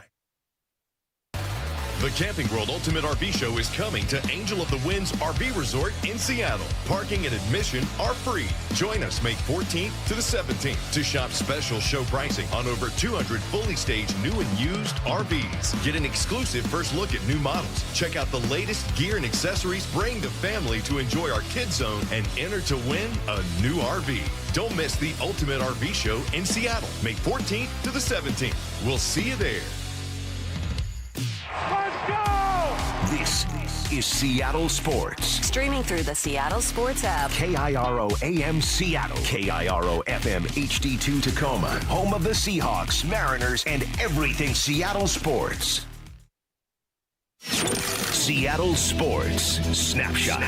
Mariners looking to make it 2 in a row against the best team in baseball, the Atlanta Braves, who came in with a 25-10 record. Now it's 25-11 after last night's win for the Mariners. They send George Kirby to the hill in Game 2. He faces off against Bryce Elder. You can catch it all starting at 5:30 with the pregame show, 6:40 first pitch right here, Seattle Sports on 710. Games going on right now. Phillies out on the A's 1-0 in the bottom of the 5th inning. The Orioles are up on the Marlins 5-4. That one in the bottom of the 4th. The Red Sox and Tigers getting into a little dust up out there in Detroit. Red Sox up big 10-2 in that one. That one in the bottom of the 4th. Bottom of the 5th in Tampa, the Blue Jays are now in front of the Rays 3-2. It's the Twins up 6-1 on the Nationals, headed to the top of the 5th. Headed to the bottom of the 3rd in New York, Yankees and Rangers tied at 3 apiece. Bottom of the 2nd in Chicago, Reds up 1-0 on the Cubs, and the Royals out to a 2-0 lead over the Guardians. That one in the bottom of the 2nd. Snapshot brought to you by Miller Lite. When it's game time, it's Miller time. From the Quantum Fiber Studio, this is Wyman and Bob on Seattle Sports. Streaming live on the Seattle Sports app and at seattlesports.com. Now, here are your hosts, Dave Wyman and Bob Stelton. Our thanks to Charlie Furbush, who spent the past hour in studio with us. If you guys missed any part of that conversation, you'll be able to find it on the podcast page after the show at seattlesports.com. Meanwhile, we get a chance to speak to another guy who's always there front and center watching everything going on with this Mariners team. Does a great job covering them for MLB.com. He's with us on the Emerald Queen Casino Sportsbook Hotline. Daniel Kramer is here. How are you, man? I'm doing great, Bob. I got a great night of sleep. I've been dying to know how you slept last night, though. For me, not too bad. I got a 77, so that's pretty good for progress. me. Yeah. Yes. Daniel and I compare the Aura ring scores. Oh, is that right? Yeah, it regulates your sleep and tells you how much deep sleep and REM sleep and all that. I'm guessing when the Mariners lose or have mistakes galore that you're not getting a good rating. Is that right, Daniel? I don't know. Yeah, it's more like when the rewrites have to happen, right? When you're in the bottom of the ninth inning, all of a sudden you're going to extras and you're here like an hour and a half later than you thought, and then you got a day game the next day. It's those tight turnarounds of the unexpected where it definitely impacts the Aura scores. But glad I got another Aura partner to relate to, and Bob. And he looks at my stats with great alarm, going, "Geez, Bob, what are you doing?"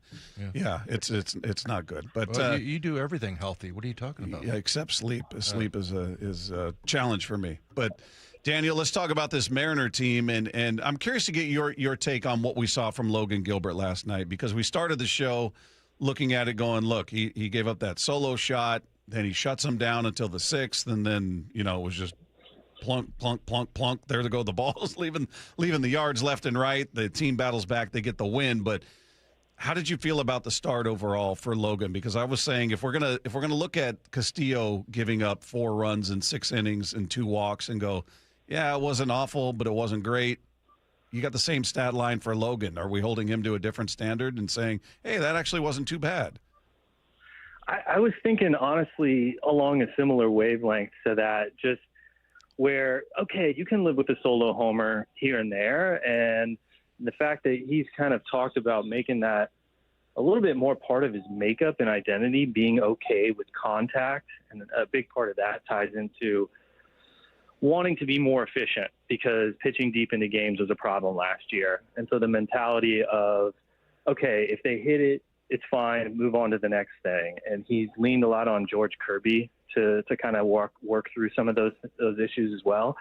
Problem is when, a lot of that contact is really hard hit, which is what we saw last night. I mean, the 4 homers will stand out, and want to also acknowledge that this is a really good hitting lineup, and that each of those big boppers is the guys that ended up doing all the damage. When you talk about Matt Olson, Drake Baldwin, Austin Riley, can't remember who the other one was, but nonetheless, those were really big homers. And I think something like 12 or 13 balls in play against Logan were beyond 95 miles an hour, which is what StatCast classifies as hard hit. And more than that, it's not. It seems to have been something that's also cropped up in other starts. I think back to the outing against the A's where he had the comebacker come through his shirt. That was in the first inning, and I'm sure that would rattle anybody who's up on the mound and trying to work through all of that. But then as the outing progressed, you started to see more and more hard and consistent contact. With Gilbert in particular, he's kind of always been susceptible to the long ball, whether it's, location, execution stuff, whatever it might be. If he goes into the zone, just the way some of his stuff plays, he can get beat for homers. But when you're seeing, 4 of them in one game, that definitely raises a little eyebrows. But all that said, again, it was just 4 solo shots. And I asked him about it post game, like, you can live with that. And he's like, yeah, normally, or, to the effect of being okay with it to a certain extent, but 4 of them, a little alarming there. Yeah. So I think, it's something that I've been keeping tabs on with him in particular over the past couple starts. And, to see it kind of creep up again last night was, definitely something worth continuing to monitor. Hey, Daniel, how do, we were talking about Randy Arozarena and, him jogging down to second base when there was only 3 balls. And just curious, number one, I didn't see Eric Young.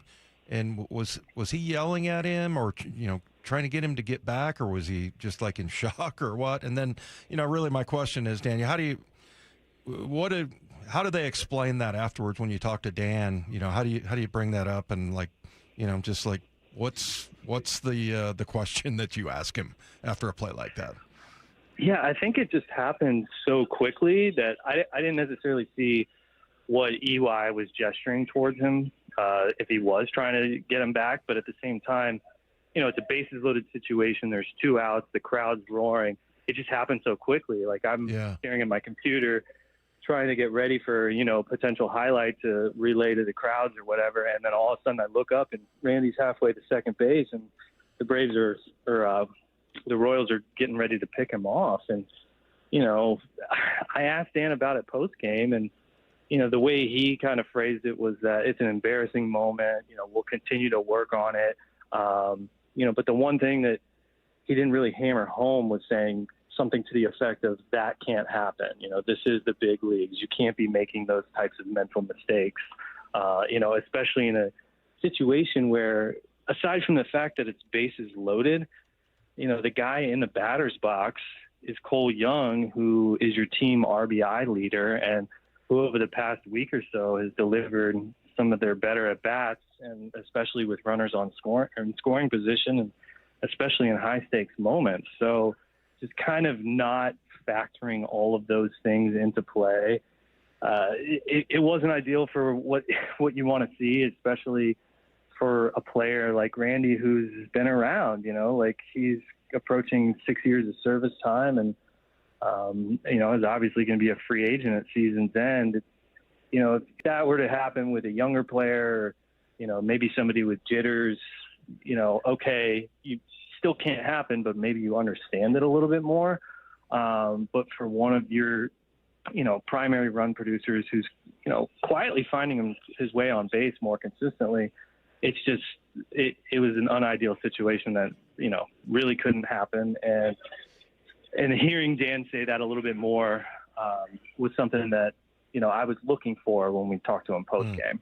Yeah, I was right there with you, Daniel, going, yeah, just say it's unacceptable. Can't happen. But Dan started going, it's happened to me. I rolled the ball back to a pitcher. I lost track of this, that, or the other. And he's covering for him. I get it. But, yeah, you'd like to see that moment where he's just like, you know what? We can't make those kind of mistakes. I would have appreciated hearing that. I think part of it is, Dan's – he's always going to protect his guys. Right. And he's, I don't want to say it's to a fault or anything, but that is like what's made him reverberate so well in that clubhouse and, be able to connect with a lot of those players who come from all different walks of life. Is they all, feel the confidence from him having the trust in them to go out and do their jobs. So you're rarely, if ever, going to hear him badmouth a player or throw them under the bus or, really say anything negative. Right. And sometimes that makes it tough, like from our perspective, trying to tell a story or relay an event that happened on a field in an objective, truth, factual manner. And, it's not to say that he's like lying by any means, but it's just like he's not going to throw his guys under the bus. And if those conversations are going to take place, they're going to be happening behind closed doors. And that's probably what ended up happening with Randy. Hey, one thing I was talking about yesterday that I think is kind of flown under the radar with all of the, we're talking about injuries, we're talking about struggles in the middle of the order and everything, is that Julio has quietly had his best April of his career. I mean, he hit 288 in the month of April, and yeah, he didn't do a ton of damage initially, but he goes 288 with a 351 on base, and we're talking about a guy who's notorious for the slow starts, and he got off to a slow start in the month of March, but it was 6 games. So you look at what he did in April. I don't know. I feel like that hasn't been talked about a ton, maybe because the home runs weren't there. The extra base hits started to come later. But what have you seen out of Julio since the beginning of April to this point? Yeah, I think with him in particular, he's at his best when he's just spraying the ball all over the field, but particularly to straightaway and then right center field. And you've started to see that a little bit more consistently, especially over the past couple of weeks. I mean, even last night, he had a really hard hit line out, but it was in the right center gap, corralled for an out. But those types of at-bats and the contact that, is coming off of his bat in those moments, it kind of tells you that he's dialed in right now. His timing's good at the plate, and he's seeing pitches really well. The one game that really stood out to me with Julio was last week in Minnesota. I think it was Tuesday night. He had 3 doubles in that game. And there was a bunch of other stuff going on. Cole Young had tied the game with a critical RBI. And then Josh Naylor hit that huge homer. And they ended up winning comfortably. But what really stood out to me was the 3 doubles from Julio, because it was all towards the latter half of the game. And come to find out, based on a quick Baseball Reference search, he's never had 3 doubles in a game in his career to that point, which I thought was kind of crazy. When you think about a guy that has had the 30 seasons already to this point, we talk about the power and speed combination that he possesses. But to not have just like a 3 double game under his belt, especially when he plays pretty much every day, was almost a little bizarre to me. And then I, kind of wrote about it a couple days later, to where if he can tap into that part of his game a little bit more, and it's not just like boom or bust, whether he's, hitting hard ground outs or singles or clearing the fence, but if he can find a little bit more extra base, you tap into that speed more, and anything after him, if it's a single into the gap or whatever, he's going to score. And so I think that, that kind of encapsulated, the progress that he's making, but also maybe the potential of what he can continue to climb towards, just consistently finding more doubles, as simple as that sounds. Hey, Daniel, one of the guys I love watching, I know he's not hitting right now, but Leo Rivas, like last night, he won a challenge. He ended up striking out, but I don't know. It just seemed like turning double plays, getting some good defensive plays out there. He's batting 141 right now, though, but just kind of what he has meant to this team, and just, how solid of a kind of a utility type of guy is he? Well, the first thing I'll say about Leo is I don't think I've ever covered a player happier to be in the big leagues on any given day than Leo Rivas. Like, he's just the boisterous, happy-go-lucky, approaches everybody with handshakes, salutations, whatever it might be, because it's just like every day is a good day because he's in the big leagues. And I think that kind of energy definitely rubs off on teammates, coaches, maybe even some media members, and maybe even fans that he interacts with. So he just has a really good attitude. Like, I don't think tough moments or low moments really get him down. And if they do, like, it's washed away pretty quickly. The role that he's best suited for, he's kind of not really fulfilling right now, which is kind of that bench utility role, to where he can come off late in games, give you a quality at bat from either side of the plate, and play some plus defense all over the field. I think, admittedly, if he's playing every day, you're potentially going to expose him to tough situations, tough pitchers, tough sequencing, and things like that. He's just not necessarily like the everyday player, and that's okay.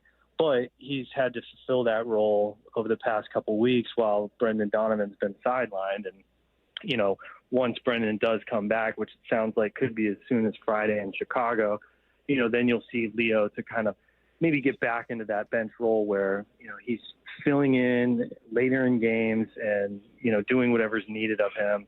Because at the end of the day, like, even though the numbers aren't great, he's still going to give you a really quality at bat. His strike zone awareness is pretty solid. And again, like, he plays, he bats from both sides and can kind of play all over the infield. So they love that part about the versatility that he brings. And, on top of it, he's got a really good attitude too. Hey, Daniel, one of the big conversations we've been having is the rotation and what do you do when Bryce Miller's healthy? And, the first few weeks it was about, well, Hancock, and is he going to go to the bullpen? Do they send him back down? What do they do with him? It was just a sort of an automatic assessment, and he has pitched beyond well. I mean, he's arguably your best pitcher right now, most consistent. And to me, his spot is solidified in this rotation, which turns the attention to Luis Castillo. What happens to him when Miller is ready to come back, assuming everybody's healthy and everything? Is the idea of a 6-man rotation a non-starter in your mind? Is he more of a bullpen option, maybe the IL stint? How do you view that? Yeah, I was talking with somebody on background the other day about this very topic, because to me it just feels like the conversation's changing on a day-to-day basis, whether it's Hancock having 14 strikeouts or Castillo getting shelled in Minnesota, or, is Bryce going to need one more rehab or 2 more rehabs? It's just kind of changing on a day-to-day basis, it seems. And, speaking with a few members of, the decision-making process, it's becoming clear that they don't necessarily want to tip their hand on which direction they're leaning. But it's also clear that they're thinking of multiple possibilities of how they handle this and how they allocate their innings. Now, what does that look like today? It's probably different than what it could be, even different than what it's going to look like a week from now. Like I said, Bryce is starting tomorrow in Everett. Do they decide that he's going to need one more outing? And then if that's the case, you kind of kick this problem down the road. And should reiterate, it's probably the best problem that the sport has to offer is, 6 healthy starters. So the thing with Bryce, though, is that they've been adamant that they're not going to make a decision based on roster need. So if he's ready, my anticipation would be that they bring him back. If they feel like one more tune-up is what he needs, then they're not going to have any hesitation to do that either. Even if it means, starting Castillo this weekend in Chicago where weather is not going to be great compared to, the similar weather that he had in Minnesota when, he gave up all those runs. Then you factor in, like you said, Bob, I don't think Hancock's going anywhere. It's not just the fact that he's been consistent. It's that he's missing bats, he's able to generate more strikeouts than we've ever seen. Obviously Saturday stands out, but if you look within the start-to-start consistency that he's had, the sweeper's taken such a step forward, and as has the four-seamer, to where opposing hitters are having a really difficult time squaring him up, and put simply, they're just missing. And so that's what you want to see from a starting pitcher at this level.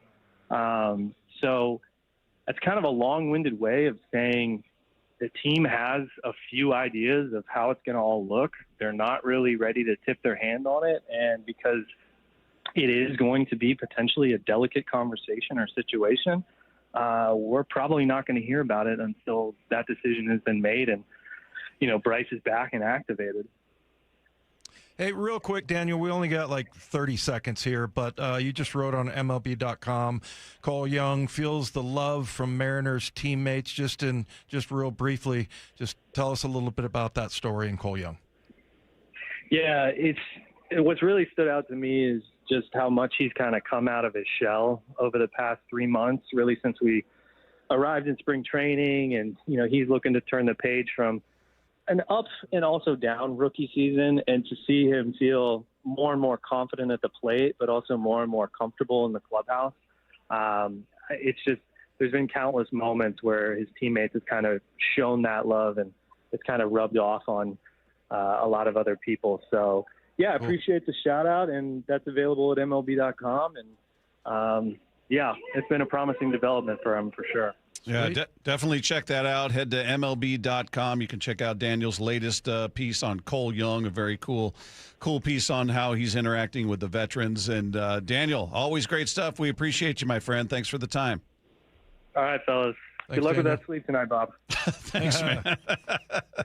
There he is, Daniel Kramer, who was looking at my my stats, just going, "What?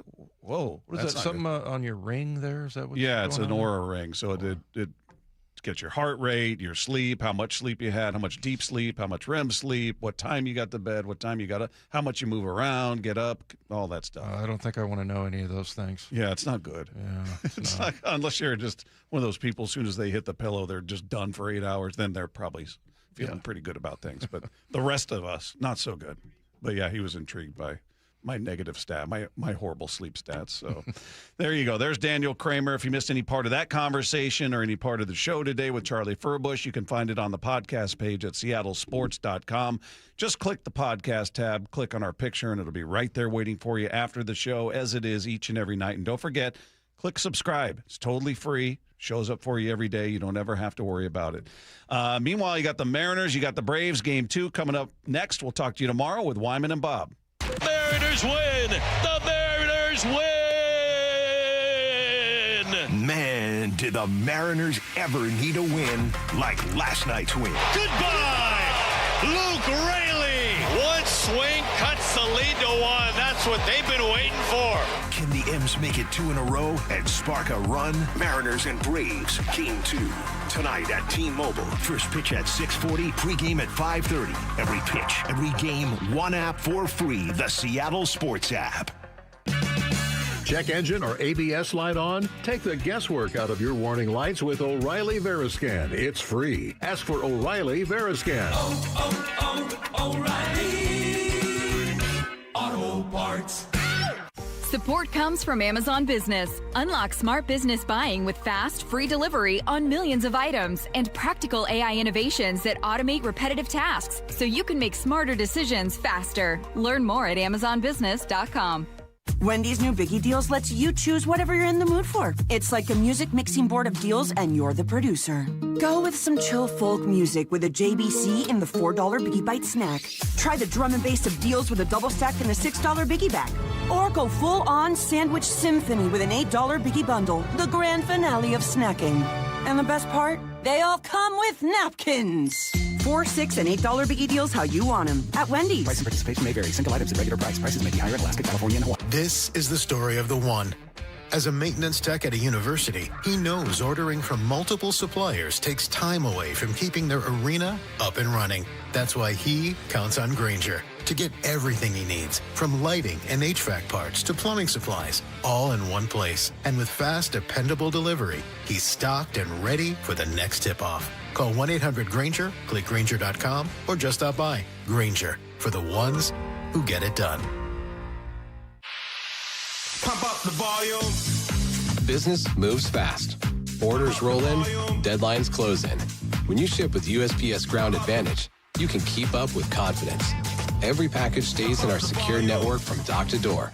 And with nationwide reach, dependable tracking, and upfront affordable pricing, you get built-in peace of mind. You run the business. We run the routes. Visit USPS.com/Ground Advantage to learn more. Hon, is your new pinball machine in our budget? KeyBank will meet you in that our money is now our money moment. Actually, our banker Steve recommended we start a joint checking account for bills and keep our individual accounts for things like, pinball machines. Did someone say Banker Steve? I was in the neighborhood in case you had any checking account questions. Steve, you're always there for us. Now, how quickly can we open that account? Steve, are you seeing this? For every financial need, we'll meet you in the moment. KeyBank opens doors. KeyBank member FDIC. Step inside and let the excitement take you places. This is Muckleshoot Casino Resort, the ultimate spot for action that reaches incredible heights, luxury that knows no bounds, and live entertainment that always thrills. It's all at one incredible destination. So when you look for the best, look nowhere else. Muckleshoot Casino Resort, the biggest and best in the Northwest. Muckleshoot. Hey there, Dawn Riling from Olympic Hot Tub. Time to celebrate spring and warmer days ahead. Get ready by adding a hot tub, swim spa, or sauna at home to take better care of you and your family. For nearly 50 years, Olympic has been offering products to help people live better. During our Soak, Sauna, and Swim event, find your perfect wellness solution and save thousands through May 10th. OlympicHotTub.com. Better you, better life. Olympic Hot Tub. Mariners and Braves tonight at T-Mobile. 6:40 first pitch, 5:30 pregame. Hear every pitch live for free on the Seattle Sports app. We've all been there. Sleepless nights, mind racing, wondering if your business's security service is really protecting what matters. At Bay Alarm, we can put your security insecurities to bed. Video security, burglar alarms, fire alarms, access control, 24/7 monitoring, and more. Our advanced technology and personalized support ensure you can rest easy, knowing we're here for you, your people, and your business. Visit bayalarm.com to talk to a local security expert. Bay Alarm, we got you. Yay to Bruce, the streaming king. With quantum fiber internet, he's gonna binge. He wants more, he's got to have more. More bedtime true crime. More podcasts in the shower. Quantum fiber Wi-Fi has the power. More fast internet speed. He's got the gigs to go big, bring him the games. Right now. And his royal we. More sports non-stop, his quantum fiber's on top. Yay to you. Switch today at quantumfiber.com. Limited availability, service, and speed in select locations only. I saw her texting, coming up to a stop sign, and so I saw the accident coming, and she T-boned us. In the blink of an eye, Crystal's life changed when she suffered a severe spinal injury. The pain was something I had never experienced before in my neck. I got massage therapy. I saw a chiropractor. I was prescribed muscle relaxers so I could sleep. I got depressed. Nothing was relieving the pain. Drugs, sleepless nights, and depression. Sound familiar? I'm Dr. Mark Shelley, a chiropractic physician and board-certified functional neurologist. At Sound Pain Solutions, our treatments include high-dose laser combined with spinal decompression and other comprehensive therapies to rehabilitate damaged discs. We use treatments that are non-surgical, FDA-cleared, drug and pain-free. I was able to get off my pain medicines, and I was able to sleep through the night, and that was what I was desperate for. To learn if you're a candidate for our treatment, call us. Sound Pain Solutions, 855